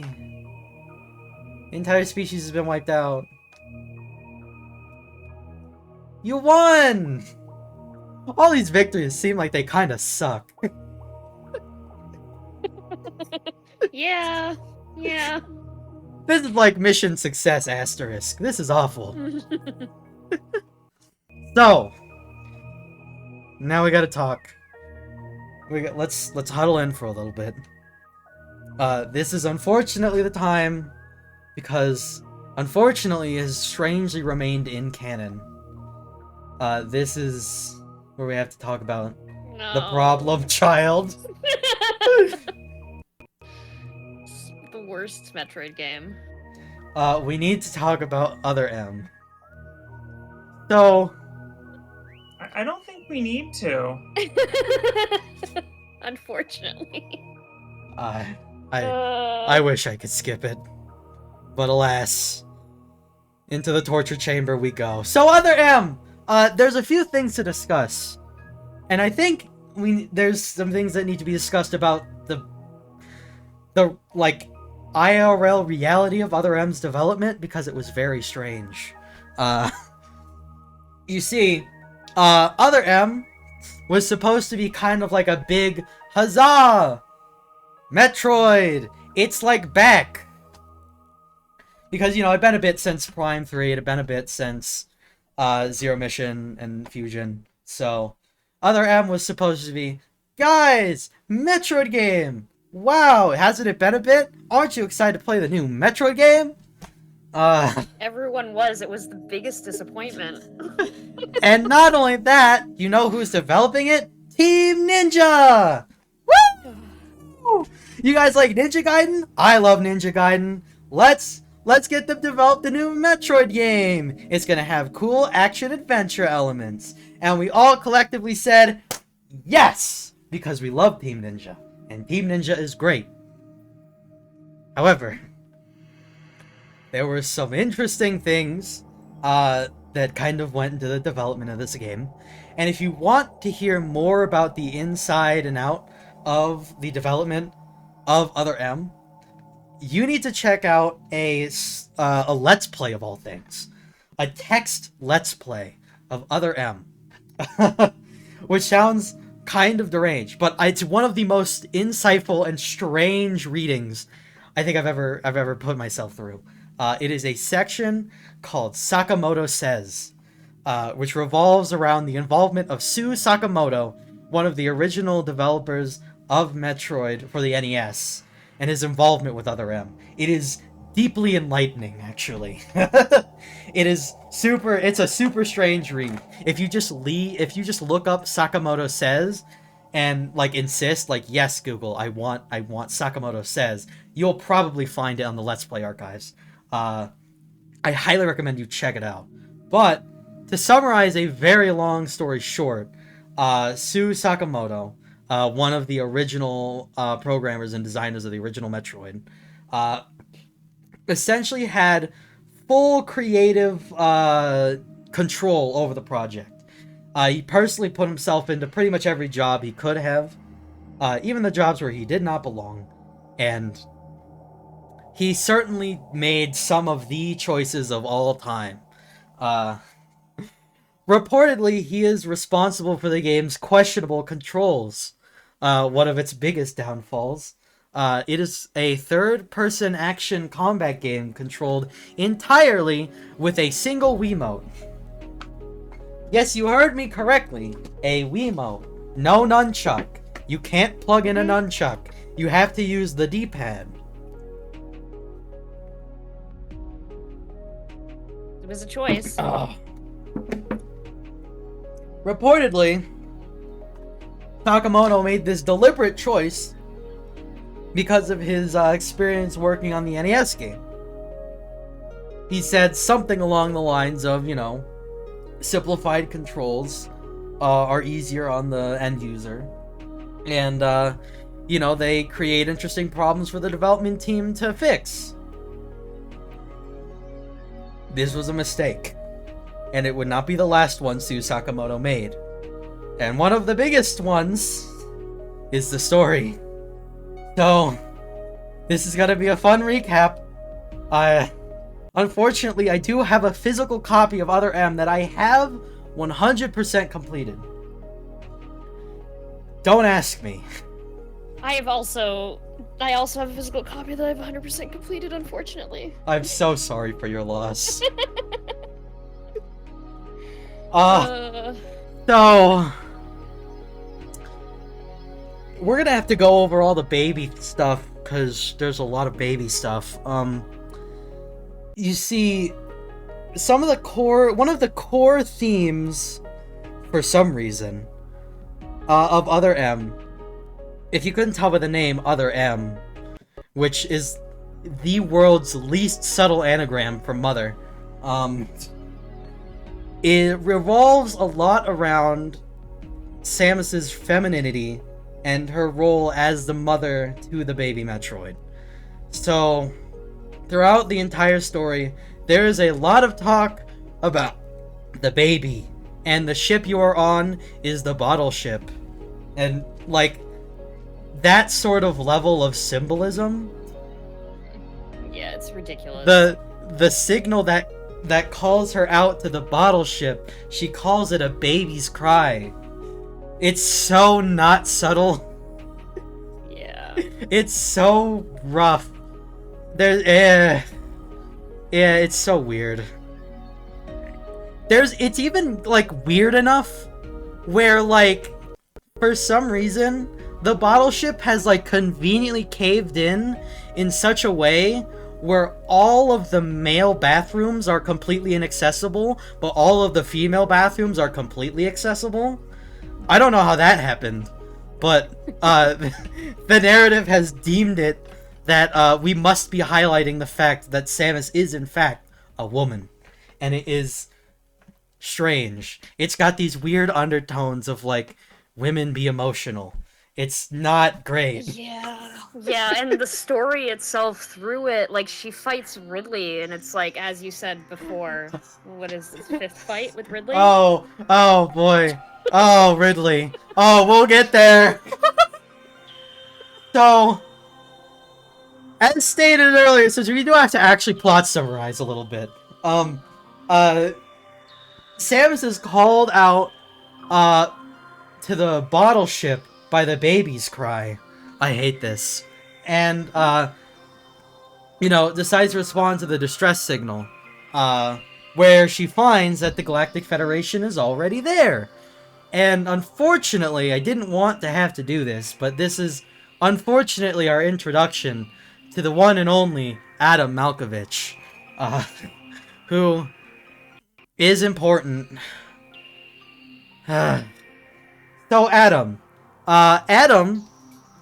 is Samus's commanding officer, not only for this specific mission, as of a couple seconds from now in the story, but also, oh hey Raiders, what's up? We're talking about Adam Malkovich and Other M. I'm so sorry. I'm sorry, this is the worst time that y'all could have come in. This is the worst part of the Metroid story. I'm gonna draw the dinosaur. Or maybe I should draw Ridley. I'm gonna draw Ridley. I'm gonna try to draw Ridley. As I talk about Adam Malkovich, the worst inclusion to Other M, unfortunately.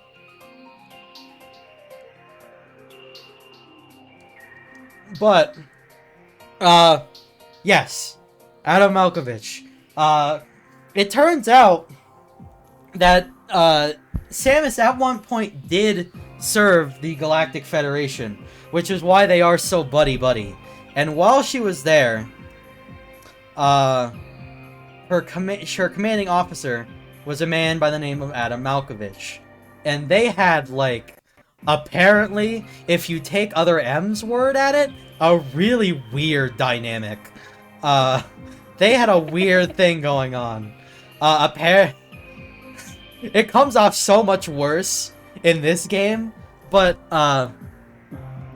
Adam's, like, catchphrase when talking to Samus is "any objections, lady?" And it comes off so weird in this game.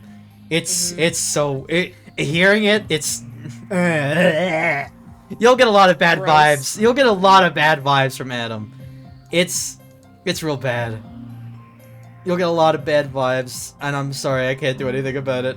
I promise Adam gets better. I promise. You're just gonna have to stick with me. But Adam, they had a weird relationship. They were somewhat codependent, maybe lovers, not really, but there's some tension there.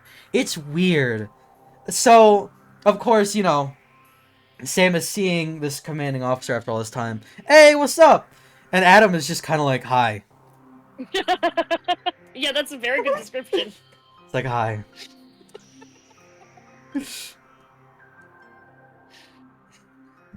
Hey, how you doing on the mission? We're going on it. The most awkward conversation ever. And it's not helped that Samus's voice actor also was not directed well. They did not direct Samus's voice actor very well, unfortunately. They decided that it would be like a sort of like stoic thing, except they just decided that she would talk like a robot the whole time. So she sounds really stilted and weird the whole time as she's talking to Adam Malkovich, who is like not giving her anything to work off of. It's such a strange dynamic, and you can really feel it come through in Other M in some of the strangest ways that we will go over because so that all being said, Samus gets roped into another adventure that she 100% did not sign up for. She needs to stop following these distress calls. Terrible things keep happening, like, every single time. So, she gets roped in and starts taking orders from Adam to be a part of the team. I hate that there's like so much to mention here. Yeah. So throughout the game, you'll notice that I never mentioned that Samus loses all of her abilities at the end of Super Metroid. And for once that is canon. She does not lose her abilities. She has access to all of them throughout the entire game. So, you may be Except what, wondering... you may be wondering, wow, that's strange. That seems a little weird. How do they, like, do they add more then? No.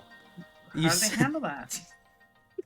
You see, Adam decides, because the bottle ship is just so fragile, that he is going to command Samus to disable all of her currently available abilities manually. And Samus just listens. And the worst part about it is that she's never gonna turn them on until Adam tells her to. Which creates some very strange, very abusive situations where Samus is 100% suffering because of her environment. And Adam does not authorize the use of her abilities. And Samus listens because she has a weird dynamic with Adam Malkovich. I would like to speak up on that one, because apparently the Japanese version of that game has a slightly different thing about that scene. It turns out she is doing that out of malicious compliance. That whole Vario suit thing is outright just being like, fine, if that's how you want to be, then I won't turn it on until you say so. Oh man, why? The translation for this game was one of the translations of all time, huh? Apparently Sakamoto was also responsible for that translation. Yep, he was. We know because he personally directed and handpicked the voice actors, so there's no way he wasn't involved. Which... oh, great. Yeah, this is... that's a Ridley right there. Oh, yeah. It's a good Ridley. Ah, this is kind of a baller Ridley. I was expecting my Ridley to be kind of bad. But now we're chilling. Yeah, yeah. Yeah. Yeah, never mind. This Ridley's killer. Scott, yeah. Yeah, there's a Ridley. Give him a little smirk. Yeah. I'm capturing Metroids as we speak.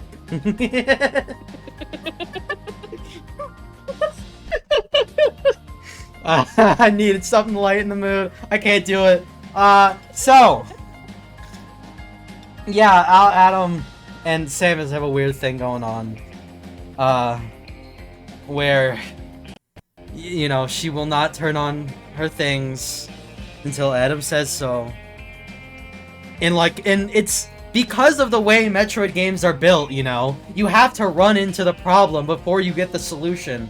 So, like, every single time you are, like, dealing with, like, an issue, and you know you have the solution, but Samus won't turn it on! It is deeply infuriating. In the strangest way. Let's make this a little bigger. Oh yeah, that's a Ridley. Oh, you don't forget Ridley's tail. Okay, there you go. So no, I'll give him a tail.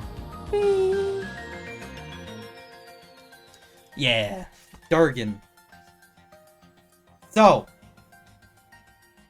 Throughout the game, first of all, we get some weird Ridley stuff.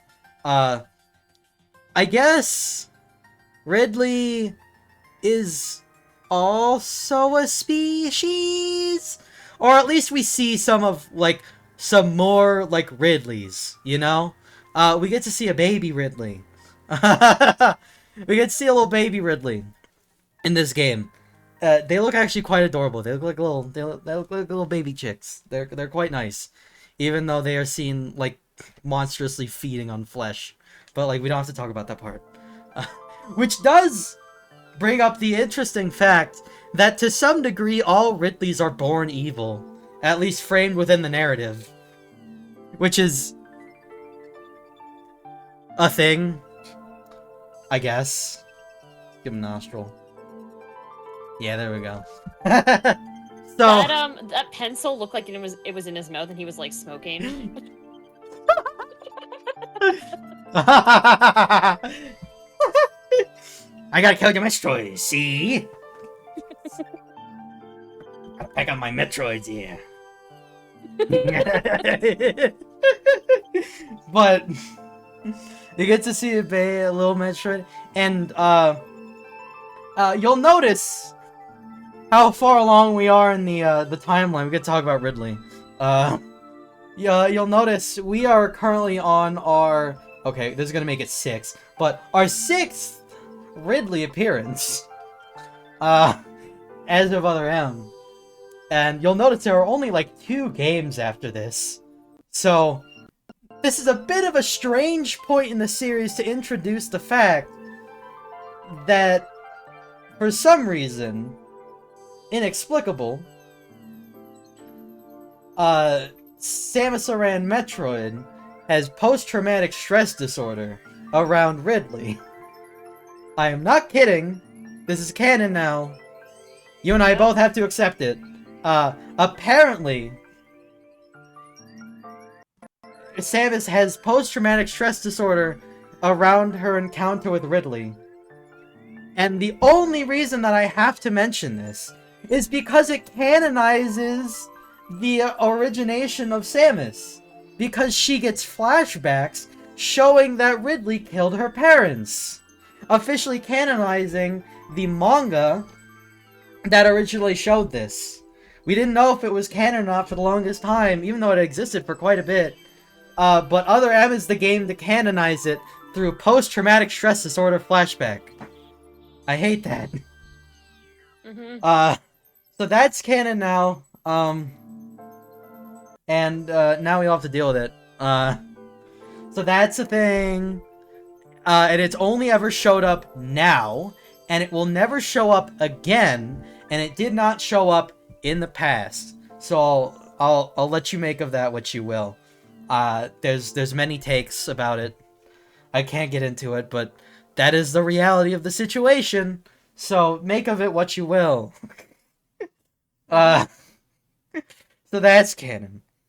And alongside this, like, Ridley PTSD plot and the Adam Malkovich strange abuse plot, there is also the deleter. Real term! We have the deleter. Yeah. I'm sorry if you forgot about this part of Other M's story. There is a traitor amongst the Federation. Amongst the, like, Federation that's, like, on the ship. And they're killing people. Oh! And, like, they leave, like, not a trace of their crimes. So they, like, delete it. So they're, like, the deleter. I did forget about this plot point, by the way. Like, completely. I blocked it out on purpose. This... I blocked out most of Other M on purpose, to be honest.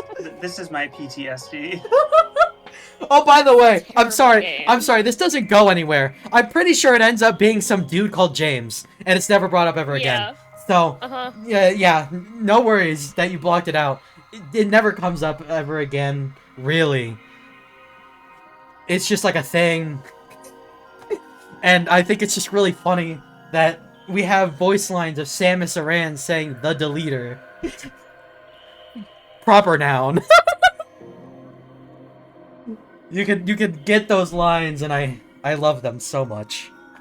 But the real plot, because there's even more going on, it centers around a woman called, like, I think her name's Madeline Bergman, who I don't remember. It's Magdalene, I think? Okay, the point is that her initials are MB, okay? That's all that matters. That's all that matters. I don't care about her name. She's stupid. And, for some reason, the Federation made like an AI. They made like an AI after her because it turns out, oh no, the Federation was raising Metroids.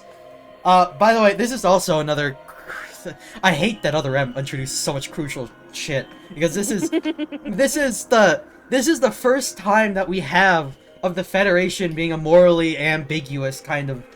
Well, not really, but like first time they've done something that outright you could be like, why did you do that? We'll come back to some more Federation question marks, but here's the first one. They decided to take some of their samples of the last Metroid and just decided to grow them. Sure. And, they needed, like, so they recreated Torian on the bottle ship. By the way, this entire plot makes me so mad, because it's just a ripoff, but we'll get there. So they recreated Torian on the bottle ship, and, you know, because they recreated Torian, they're like, we need to make a mother brain. So they made, like, a copy of Melissa Bergman, whose initials just also happened to be MB. And so they made, like, an android who is also Mother Brain. So they call her MB. And so they just had her hang out with the Metroids so they could be like a mother. So they could be like a mother to the baby Metroids. I hate this game so much. And, they recreated, like, some of Zeeb's. So, like, all the Zebus monsters are running around because they didn't design any new, monsters. They just took all of them from Super Metroid.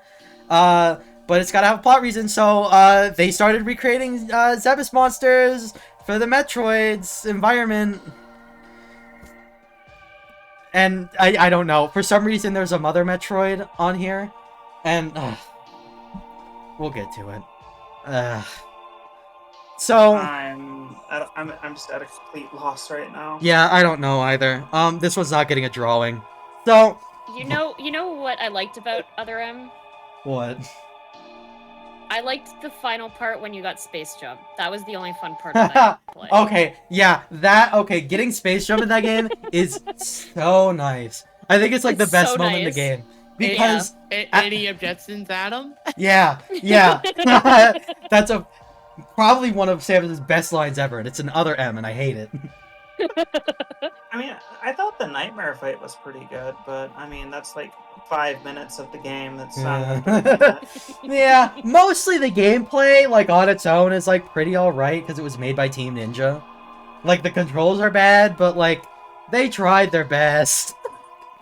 They tried. Sakamoto handed them a Wiimote and said, "Make a character action game."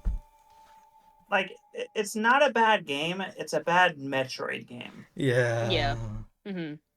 Though it's also kind of a little bit of a bad game, but like, But, okay, so... This all comes to, like, a head when Samus is, like, exploring and is, like, tracking down the Metroids, because you gotta kill the Metroids, it's a Metroid game. And, like, goes to a place called Sector Zero, where they were raising the Metroids, the recreation of Torian, and, probably the worst moment in any Metroid game, where, Samus encounters a Metroid, and gets more flashbacks, and is like, I can't hurt the baby, I, like, cared for one. I don't think about all the other Metroid killing I did. I can't kill this one! And then, like, it, like, attacks her, and, like, she almost dies. And, of course, who's there to show up to save her? La-di-da, it's Adam Malkovich! Who, like... Oh my god. This is the stupidest thing ever. He freezes the Metroid. He, like, shoots the Metroid off. And then it's like, Samus, what have you done? Don't you know that these Metroids are, like, genetically engineered so you can't freeze them? And it's like, and she's like, I'm sorry. But, okay, the weird thing about this whole scene is that it's shown that Adam is standing there, like, the entire time as, like, Samus is dying. Just lets her die. Lets her get to, like, low HP or whatever before he saves Samus. Which is one of the worst things ever. Just pure abuse. No, like, no holds barred. Just being the worst person ever. Is, of course, uses that situation to talk down to Samus. And then he gets to go do the cool thing where he's like, alright, I gotta go sacrifice myself. I gotta jettison Section 0. Don't follow me.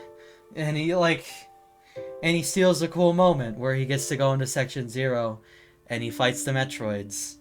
And he like jettisons Section 0.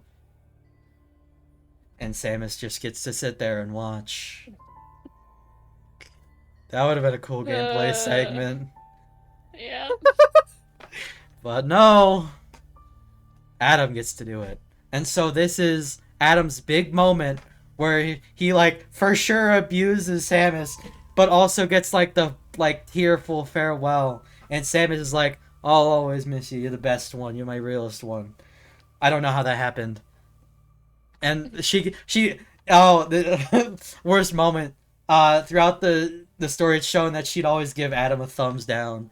So she's like staring at him through the window and he gives him a thumbs down. And like they thought they were so cool. They were not cool. I hated that. So after that happens, this whole game's about having all your cool stuff stolen from you. After that, there's this whole thing where you like find out like, oh, like it was you find out everything I just told you about Melissa Bergman or whatever. So you track her down and she's like, oh, it's too late, whatever that means. And he's like, you'll never get me. And real Melissa's there, I think. I don't know. And so she summons a bunch of monsters and you get the worst final boss in the history of anything ever, where the entire thing is like you like just shoot a couple guys and then you look at MB and like apparently that is enough, where like I guess that was enough to like clear the shot, and then like real Melissa takes the shot and kills MB for you. You don't get to do it, someone else gets to do it, and that's the entire final boss. And then like the Federation just like happens to come in, they're like, and then they take her in and it's like a whatever, and then the game ends and then we don't have to talk about it. Jesus, get it out of here. Yes. Okay, so We did it, Reddit. okay. Okay. Jesus Christ. So that's all of Other M's story. We don't have to talk about it anymore. Let's get into the more fun game. Fusion. Oh, Fusion whips. Fusion's really good. Oh yeah, Fusion's so cool. Oh, I love Fusion. We're gonna draw Mother Brain here. Oh, hey, it's that one game I've thought about maybe speedrunning one day. Oh, you shot it so cool. Oh. Yeah, the only downside to Fusion is it's a lot more linear than every other game, but like, it's fine otherwise. Like, it has really cool set pieces. Yeah, the trade-off is like it's a really good action game, but like man. Yeah, Like, they were definitely, but like this Fusion is why Other M was bad. Like, they spent all of their time cooking Fusion and they just ran out of juice, and they couldn't get more juice for Other M, so Other M had bad story. Yeah, pretty much. It's rough. I don't know what they were cooking, but Meth. yeah. Yeah. Yeah, that's a fine. It's fine. And then she got all the tubes.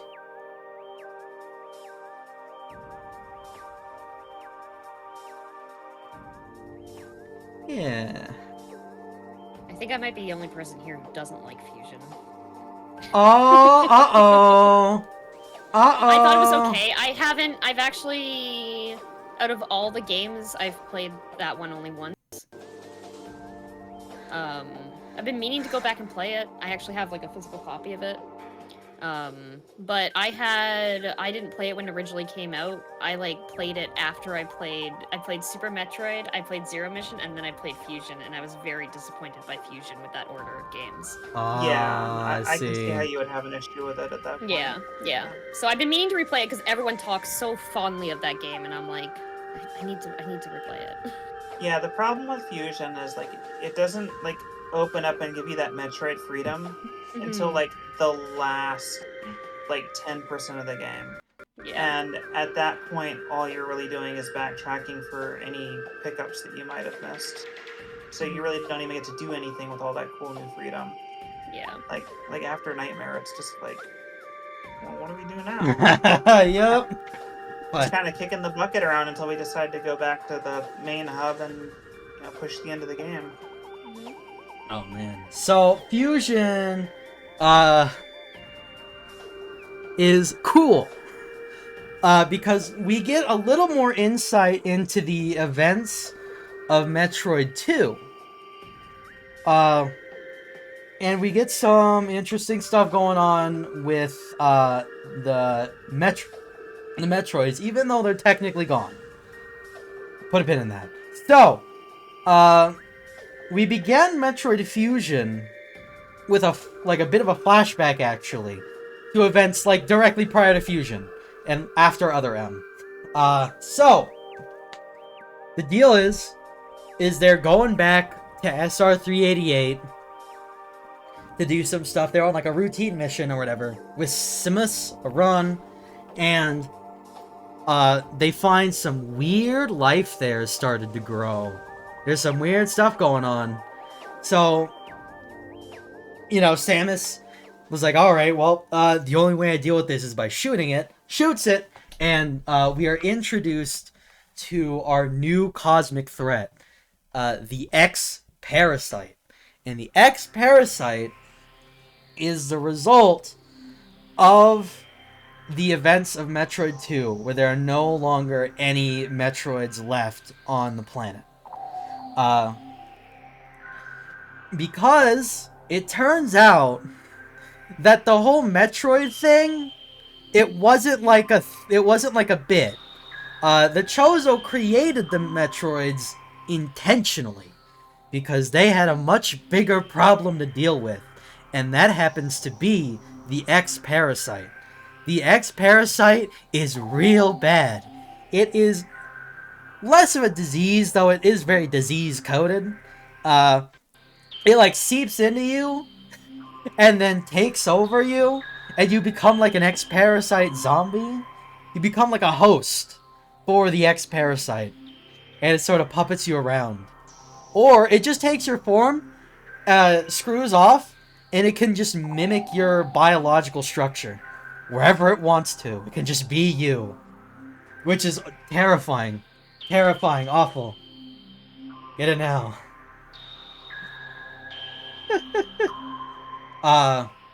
So, blah blah blah blah. Yeah, X-Parasite. Samus gets infected with the X-Parasite almost immediately. As soon as it's revealed, it goes straight for her. And so, the Federation's like, oh no, this is like the strongest warrior in the galaxy. This is not good. So they take her back, and they fix her up. Or at least they try. The problem is, the X-Parasite is very, very vigilant. And so, it has pretty much taken over both her suit and her body almost immediately. Most of the suit has to be excised surgically, that's also some weird body horror stuff. And the only way to save her is by using a vaccine. A vaccine of Metroid DNA, from which they have samples from the last Metroid. So they inject her with that, and for some reason, perhaps because of reasons stated earlier, perhaps, she's safe. She's good. She's all good. The vaccine works, and she's cured. She's lost most of her suit, but she's alive, so that's good. And now, because they have like a whole X-Parasite problem, while Samus was out, the whole X-Parasite thing has become much more of an issue. You see, they sent the parts to Samus's, to her suit, to a research station called BSL Laboratories. And now they are having some communication issues with the laboratories. They seem to be oddly despondent. I wonder why that might be. So it's up to Samus to check out and see what is going on at BSL, because it's probably not great.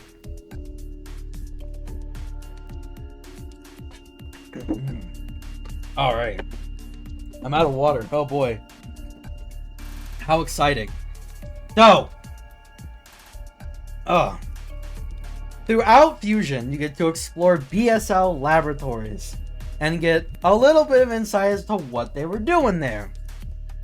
But as you do, you are under the commands of a strange artificial intelligence, who, for some reason, seems to remind Samus of a former commanding officer by the name of Adam Malkovich. Yeah, this is why we had to talk about Other M. I'm so sorry. Unfortunately. So, Samus forms a strange, uneasy alliance with this artificial intelligence, because it kind of vaguely reminds her of Adam, and she's like, alright, cool. I can get with that. And so they gain each other's trust, and start working through BSL, to try and contain what is apparently a full-on outbreak of the X-Parasite. It is taking over. Thankfully, because of Samus's newfound Metroid DNA, she is now a little smidgen Metroid. And as we have just, yeah,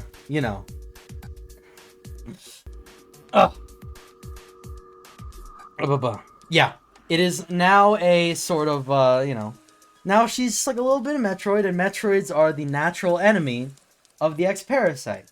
So thankfully, she does not have too much to worry about. However, interestingly, because of the Metroid DNA, she is also now very vulnerable to cold temperatures. It's no longer an option for her. Because as we've been over, ice is the weakness of Metroids. And now that she's only a twinge Metroid, she gets to be weak to ice now. How exciting. However, there's a bit of wrinkle in the plan. Because, if you'll remember what we talked about, that X-Parasites can easily and will happily take the form of, anything that they infect. So, combine this with the fact that the majority of Samus's suit is now also sitting on the BSL laboratories, and the X-Parasite also have a collective knowledge of Samus's genetic makeup. Yeah, bad news bears. The X-Parasite have decided to become Samus, and we got our second Samus doppelganger, the SAX.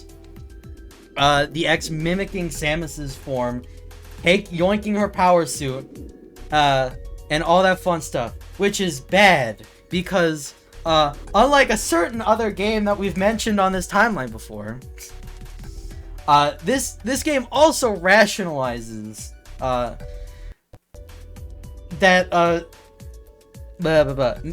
I almost said Metroid. Samus did not lose her, power-ups yet. She hasn't. They're still on her suit. So that's an uh-oh. So we are left with the SAX, who has a fully powered Various suit at their disposal, complete with Ice Beam. Yeah, it's rough out here. You hate to be Samus on these kind of days. So we get to skulk around the BSL, gradually and slowly uncovering the mystery of the BSL. And there are some very interesting things going on in BSL. Ones that Other M just stole for some reason. But, So, there's some very interesting stuff going on. One of the first missions is going into the first little area. You go into area 1. This section is divided into 6 major areas and a little hub space that connects them. You go into the first one, which is a recreation of SR388. You gotta deal, because it's getting real hot in there. So you gotta make sure the AC is working in there. Very, very important, but very strange. You also get to futz around in a proper ice area a little bit when it's all melted. And they were making some weird stuff in there too. Uh-oh, and it's all been released. And also, interestingly enough, you can find a certain special somebody by the name of Ridley who is being casually frozen in a giant freezer. Why do they have Ridley? What's that about? Federation, what are you doing with the giant space dragon? What's that about? What are the Federation doing?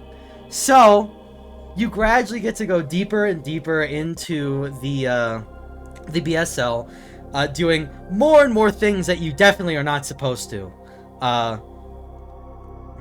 Samus and the AI's alliance gets more and more uneasy throughout the game goes on, because Samus just keeps doing things that she's definitely not supposed to. She keeps recovering abilities that she's not authorized to. She keeps opening doors. She keeps unlocking security that she's technically not allowed to. And, yeah. So, it gradually gets more and more... the relationship gets bad. And it finally comes to a head when Samus has no choice but to open level 4 security and head into a restricted area, where unfortunately she finds out that there's a reason that they have a recreation of SR388 on the BSL, and that is because they are home-growing Metroids. Yes, that's right, they are home-growing Metroids on BSL. The recreation of SR380 is there so they can, foster the environment again. They completely lied! They're still making Metroids! Oh no. Who could have seen this coming? I mean, I hate this timeline. it would have been a cool reveal if Other M didn't ruin everything by being early in the timeline, but Turns out they are in fact committing some Metroid crimes. True! So... yeah, they're growing Metroids again. And there's an interesting new alliance formed. Metroid is no longer my best friend. SAX is my new best friend. As SAX, now able to step into the restricted area, goes ham on those Metroids. So, at the very least, they share some common goal of we do not like Metroid.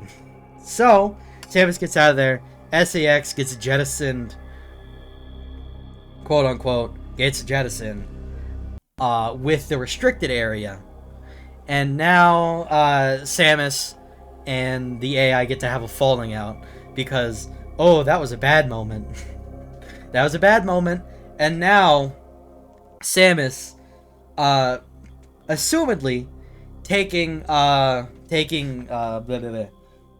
Not inspiration. Doing the same thing that Adam did, suggested, yeah, suggests alright, listen, we gotta crash this ship. I gotta take this thing down with me. I gotta take this thing down. We can't let this happen. The X-Parasite is going to kill, literally everything in the galaxy if you, try to do anything with it. And Metroids are also not going to be great for the galaxy either. So let's just, 2 birds, 1 stone this thing, and let's just wipe them both out. which is a fine idea. Of course, the AI is working in the Federation's interests, so no, we're not crashing the ship into the planet. I'm sorry, but you are going to stay put, and the Federation is going to come over and going to collect everything again, so we can totally do it better next time. Because, I mean, come on, this is like our third time's the charm, Sweaty. So, you know, they have a falling out, and, Samus calls the AI Adam, which seems to awaken something in the artificial intelligence. And they actually get to get off on some reasoning. And so, after a moment of slight reprieve, the two of them finally agree. They're like, yes, alright, let's do probably the best thing we can here, and definitely take out the X-Parasite. Not a good idea. It's actually a very fun moment. You know, Sam's like, please, we gotta do this. And then, like, fake Adam's like, no, you can't do that. We're gonna crash the ship and you're gonna live. It's so cool. It's such a nice moment. This game also has a really good story. You should definitely play it. So, fun. You get to crash the ship into the into SR-388. We're not. They collectively said we're not doing this anymore. No more. We're not doing S. We're not doing the SAX. We're not doing the X-Parasite. We're not doing Metroids. No more. Nuh-uh. We can't keep doing this. So they begin to crash the ship, and we get an interesting moment because one of the Omega Metroids, I guess, got out. I think that's one of the. It's never really explained, but one of the Omega Metroids, I guess, got out of containment, and it's like the first. It's like the first fight with an Omega Metroid since Metroid 2. It's cool, but of course Samus can't defeat it on her own because she don't have cool ice power. She can't. So the SAX comes in clutch and does some damage and gives Samus the ice beam, kinda. Yeah, I believe. Yeah, they just give ice beam, and SAX makes it work, so you can defeat the Omega Metroid. A strange moment of like mutual benefit, where both parties are like, yeah, we can't do this Metroid thing. Mind if we team up real quick? It's strange. The X seem to have like some level of sentience and like a collective mind, which is still so terrifying. I hate it so much. So you get to get out of there, and of course the BSL crashes into SR-388, and both of them blow up. So I'm sorry if you want to go back to SR-388 again. We're not going back there again. Unfortunate. So, meanwhile, you know, Samus is like, man, I just got on good footing with Fake Adam. I so wish he was here right now. And Fake Adam's like, aha, I am here. I just uploaded myself into your ship because it's, you know, it's technically Federation property, so I mean, it's pretty easy.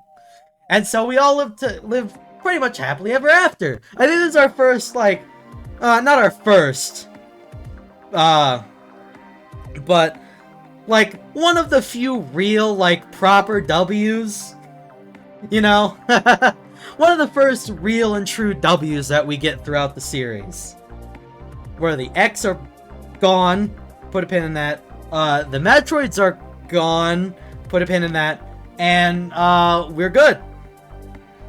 And we have you know, uncovered all of the shady doings with the Federation. Who are putting a pin in that. Yeah. Actually, I think we're done. For the most part, we're done with the Federation. For now. Yeah. Yeah, we'll see. Wait for Prime 4. Yeah, well, if Prime 4, I'm sure we'll get some fun stuff in Prime 4. But for now, we're done with the Federation, who, at this point in the timeline, is like a strange, morally gray, trying to do their best, but also doing mad scientist stuff kind of deal. It's actually pretty cool. They're very much like doing the best for the galaxy at any cost kind of deal.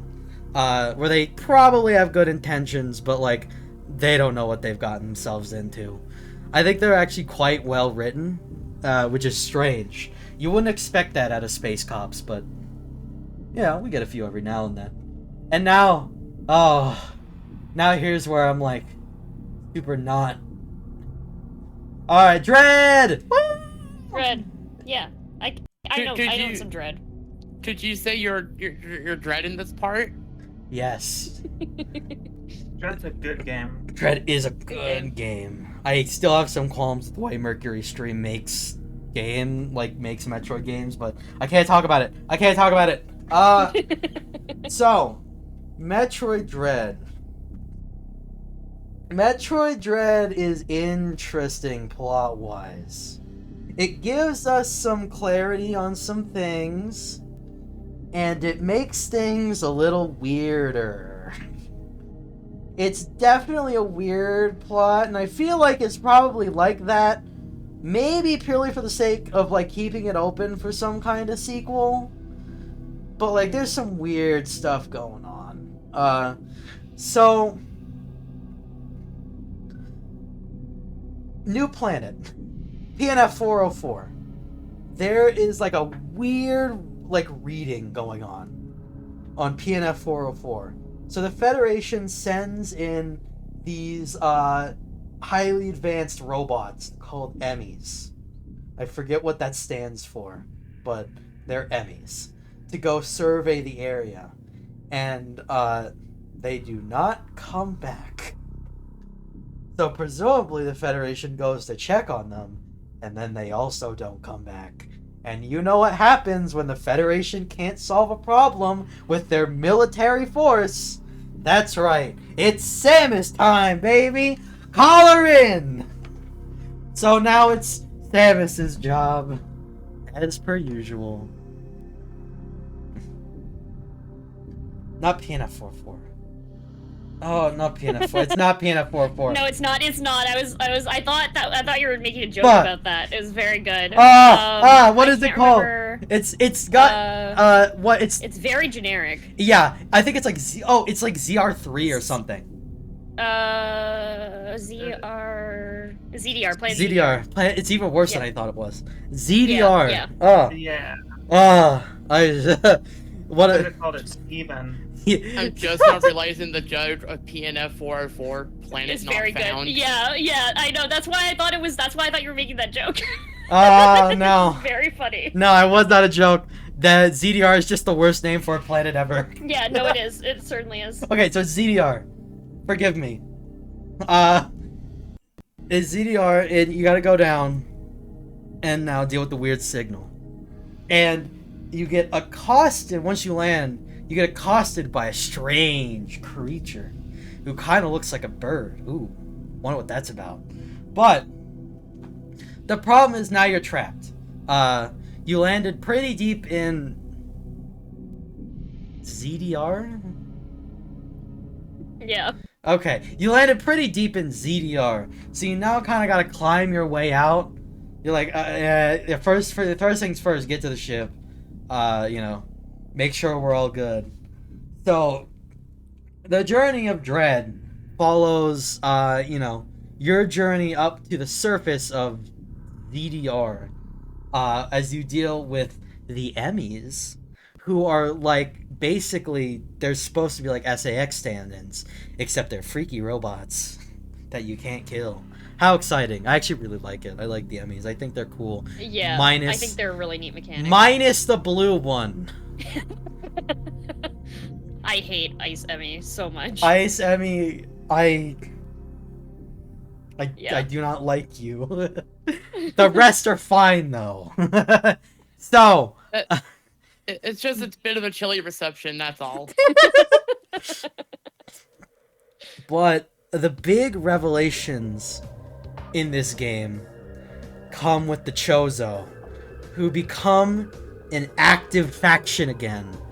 For the first time in the series, you get to meet a live Chozo. They live! There's some of them left. They're not extinct. They're real. You get to see one of... You don't get to see one of the gay bird dads, I don't think.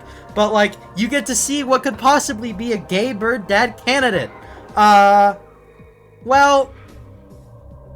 Put a pin in that.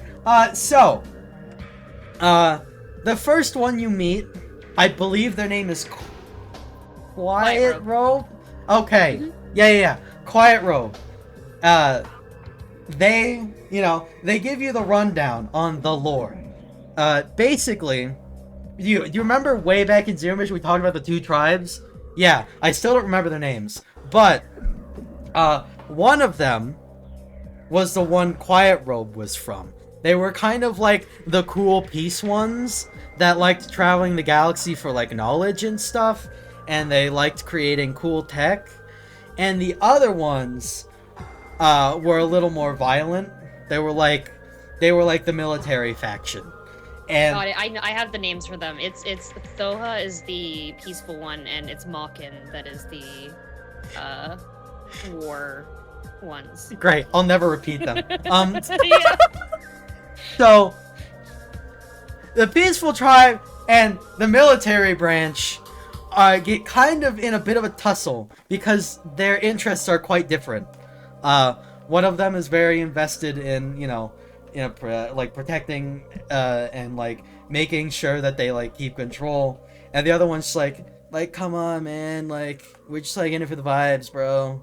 And so they start like proper going to war, and I believe in this conflict, this might all be wrong, but I believe in this conflict is that the Metroids are properly created by the Chozo, as a weapon of war, specifically by the Makin. Yeah. They're created by the Makin as like weapons, proper.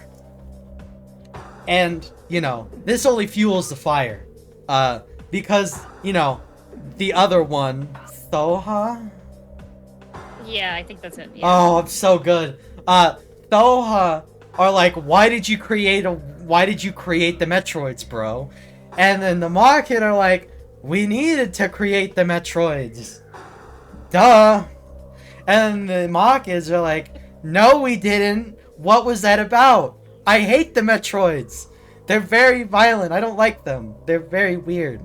And the Makin are like, shut up, nerd. I have the spear in my hand. What are you gonna do? Recite scripture at me? Nerd. And then they go to war. Even more. So, I believe the Makin somehow end up losing. I believe. And then, the Thoha end up sealing the Metroids on SR388. So you can pull out that pin. It was a cool tribe. And, of course, now this is where we get into the weird parts of Dread that I'm not quite sure about. Both from, like, a writing standpoint and, like, a remembering it standpoint. So, we don't get too much after that, besides the fact that, the SAX were being, like, contained, I believe, on ZDR. Mhm. By... Yeah, I only remember that because it's a really memorable section. Yeah. By the Makin. Yeah. They were like, Yeah. we want more weapons of war. I believe it's a more modern thing. I believe it's a more modern development. I don't think that happened back in the day. I think it was a more modern development. But it turns out some Chozo have been holding on to some ex-parasite to do a little crime. How exciting. And oh gosh, this is where it kind of spirals. So we gotta talk about DNA a lot. So Like when I talk about, you remember the two gay bird dads? One was from one tribe and one was from the other. Yeah, one was from Thoha and one was from Mawkin. So I guess because the Mawkin like created Metroids and the Thoha do not like Metroids, their DNA is different. They're like either more or less compatible with Metroids. But Samus has both tribes in oh my god. Samus has both tribes' DNA flowing through her bloodstream. Mm-hmm. And this is like causes some weird stuff where the Mawkin DNA is like, yeah, we love Metroid. Become more Metroid. Be Metroid. It would be so cool if you just like grabbed someone and like the life out of them. It would be so cool. And the other side of like the Thoha DNA is like, no, please do not become a Metroid. That would not be cool. Metroids are mean. I don't like them. So throughout the game, there's like a little bit of a war going on inside of Samus's DNA of like whether to be or not to be Metroid. The Metroid side starts winning, by the way. You gain the ability to the life force. So the Metroid side starts winning. And eventually you get to confront the person who took you down at the beginning of the game, which, as we probably already know now, is definitely a Chozo, and definitely one of the Mawkin, because they're very violent and mean, and they bully people, so they must be Mawkin, because all the Mawkins are bullies, genetically, apparently. I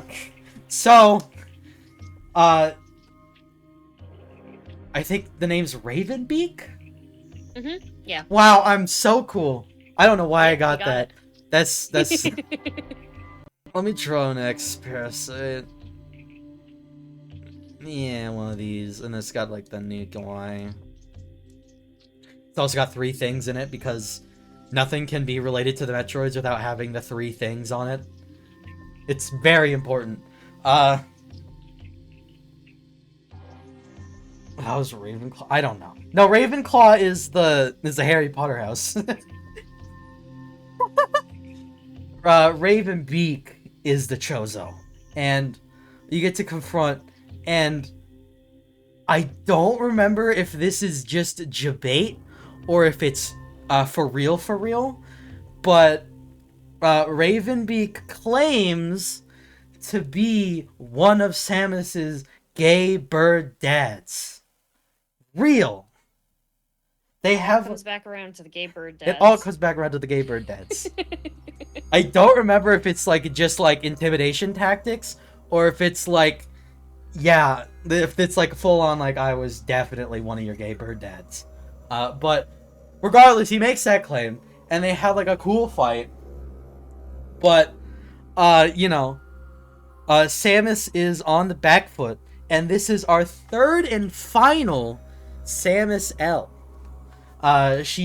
She basically loses the fight after a tough battle. However, it is at that point that the full-on Mawkin let's be a Metroid, it finally comes. She pulls out that dog from her, and she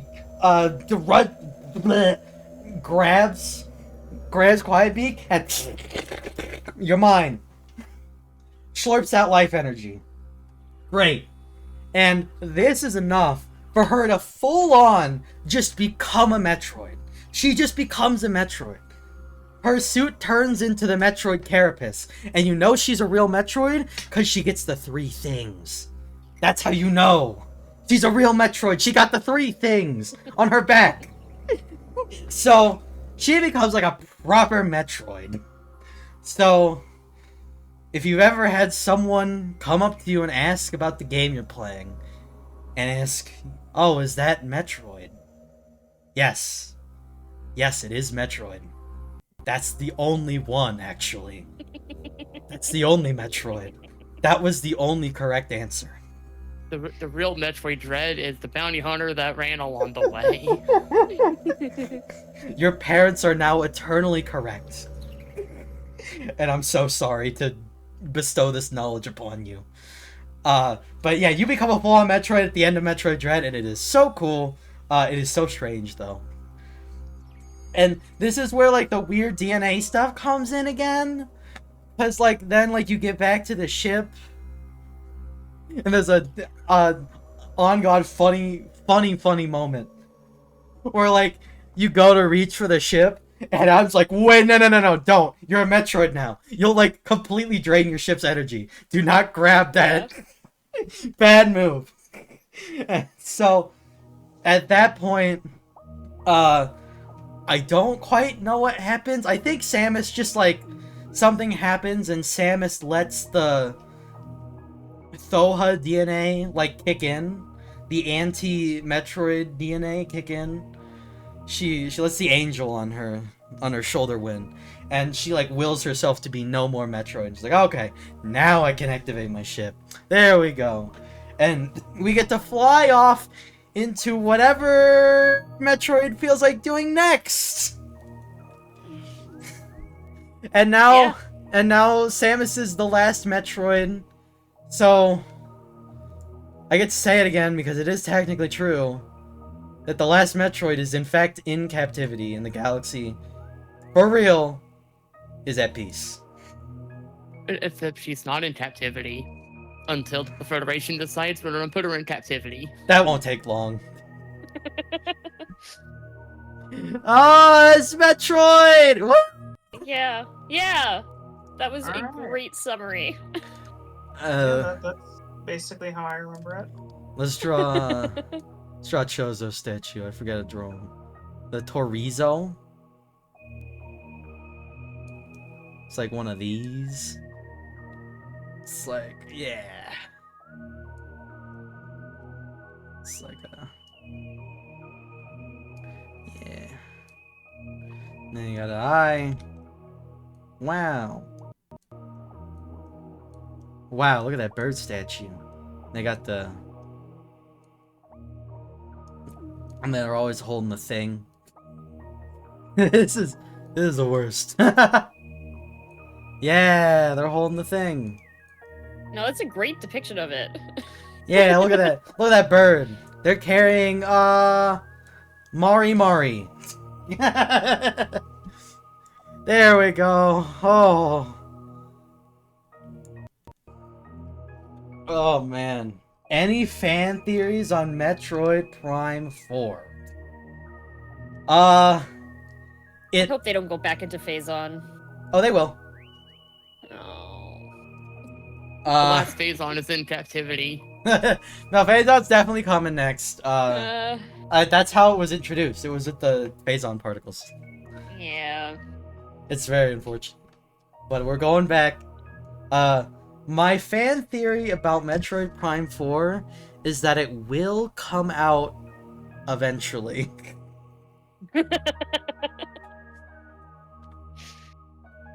Which I think is about as likely as any other fan theory about Metroid Prime 4.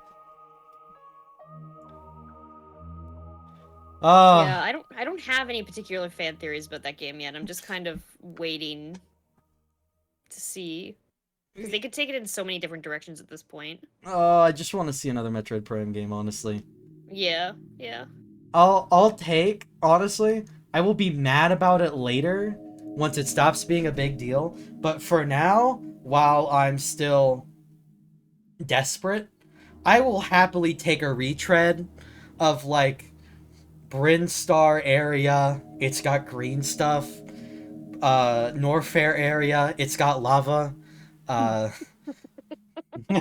Like, I'll take the retread at this point. Yeah. I'm desperate. What is our favorite Metroid games here? We got so many pick through. There's only one incorrect answer. My I have a really hard time with this. I really like Dread. Before Dread, I would say it was probably Zero Mission for me. Ah, yes, Based. But Dread, the thing that keeps it from being my favorite game is the soundtrack is very atmospheric and lackluster compared to Metroid music that I know and love, I guess. Yeah, that's fair. That's fair. That's fair. Mm-hmm. Anyone else? It's probably Prime, but Super is a very close second. They're both perfect games in my opinion. Like they both wrote the book on their respective flavor of Metroidvania, and I really wish that there were more 3D Metroidvanias. Me but, too. We don't get what we want. Life isn't fair. We've got Pseudo Regalia, so we got something. Yeah. I've never played it, so I wouldn't know anything about it. It's so good. I speedrun that game now too. It's a good game. It's real good. Oh gosh, I gotta give my opinion now. I am a Zero Mission diehard. I love that game so much. It's got such a fun randomizer. Because that game opens up so quickly as soon as you get, like, bombs. Even, like, just missiles. Because that game's movement is so snappy and quick and good. And the areas are... It's the best game design. Yeah, that's where that sentence ends. It's the best game design. It's so fun. And it's such a nice speedrun. Because the developers 100% accounted for it. It's so cool. Anyway... I hope you enjoyed the gay bird dads. I did. Yeah, this was great. This was great. Very comprehensive. I tried. I learned a little bit. I tried. Yeah. There's so much more to go into, which means you have to play the game. I did. Oh no, you gotta go play the Metroid games. Oh no. What are you gonna do? Oh, I didn't elaborate on any of the log entries in any of the Prime games. Better go play that. Better go play those ones. There's a lot of funny space pirates in those games, and a lot of sad logs of people dying horribly. You wouldn't want to miss those, would you?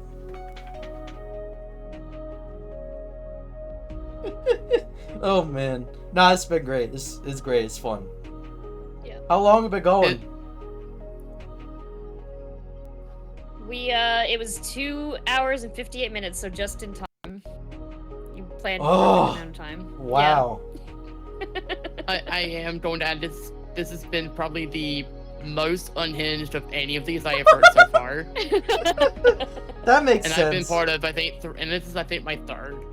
Yeah, that was pretty hinged. Yeah, that was great. Yeah, I did lose it. I did lose the plot. But Over M happened. Yeah, it did.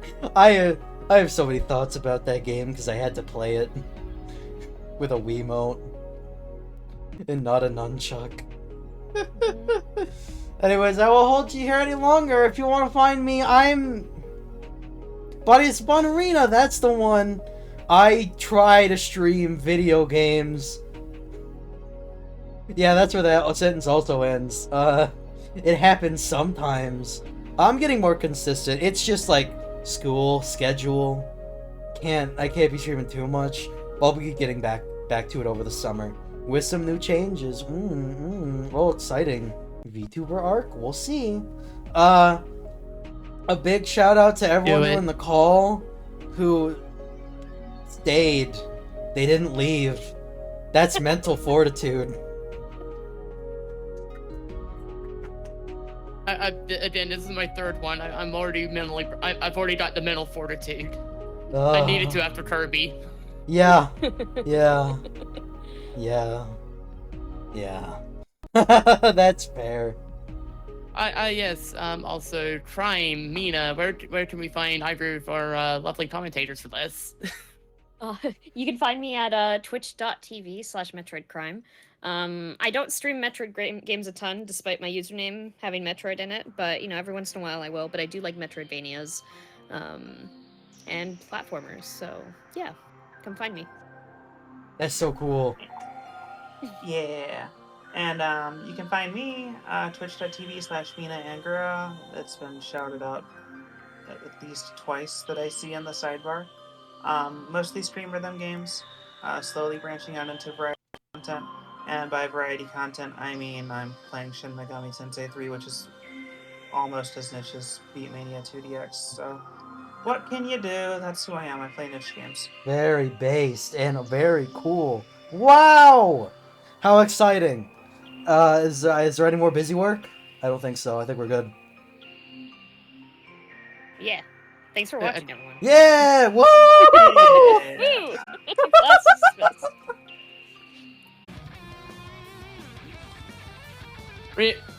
Really good thing from Rena, although I'm going to say this is definitely... Catch previous episodes of that series. We do actually keep thoughts for this once, after there are events. So if you want to see other Unhinged rants, such as, I think, Toho, Kirby, there's another series I don't remember offhand, but she has done several of these. This will not be the last one, so don't worry, the Blackboard of Doom will eventually return. But, in the meantime, our next trap mode will have Alara, and she will be performing, not only for the first time, but she will be doing a speedrun of Cat Quest 80% current patch, no turbo. Clockwork Ophelia will be joining her on comms, and she'll be running this game for Out of Bounds Toronto, our in-person speedrunning event over at C-State on Tuesday, June 18th. And if you're wondering, what is that? Like, maybe you've come in and missed the earlier blurs, but I will go ahead and repeat those for everyone's reference. But we have our first in-person speedrunning event, Lady Arcaders Out of Bounds Toronto. It's going to be taking place on the 18th, like I said, at C-Sape Sci-Fi Bar and Cafe in Toronto. We will be streaming this online on Twitch. We currently still have volunteer submissions open until April 14th. Applications for both on-site and remote volunteer positions are available. We'll be doing this as part of a thing with Toronto Games Week 2024, a celebration of playful arts and culture, running from June 13th through 19th. More details and links can be found on LadyArcaders.com. And if you're curious about the trap mode itself, we are always looking for people to do stuff for it. If you want to learn more about that, there is LadyArcaders.com/start. And if, for that matter, also consider the Lady Arcaders Super Showcase. A lot of the same stuff that we would do for trap mode is good for here. We'll be fundraising for care from July 25th through 28th. And this is a charity talent event. You can submit any type of showcase you'd like, as long as it's game related, speed runs, showing off like a cool thing that you've done for a game, like maybe make a mural, doing some music, baked in some sort of treat. Anything that's game related, very much welcome. Submissions are open until May 5th. Definitely type exclamation LASs in chat, which I've already just seen. Thank you, Indy. And that will definitely get you started on all of that. But that is the end of our showcase for tonight. So stick around for the raid. We have... Let me double check. We have we will be raiding Caleria. They are doing some multi-world stuff. It'll be really fun. So let me thank y'all again. Hope to see y'all next trap mode.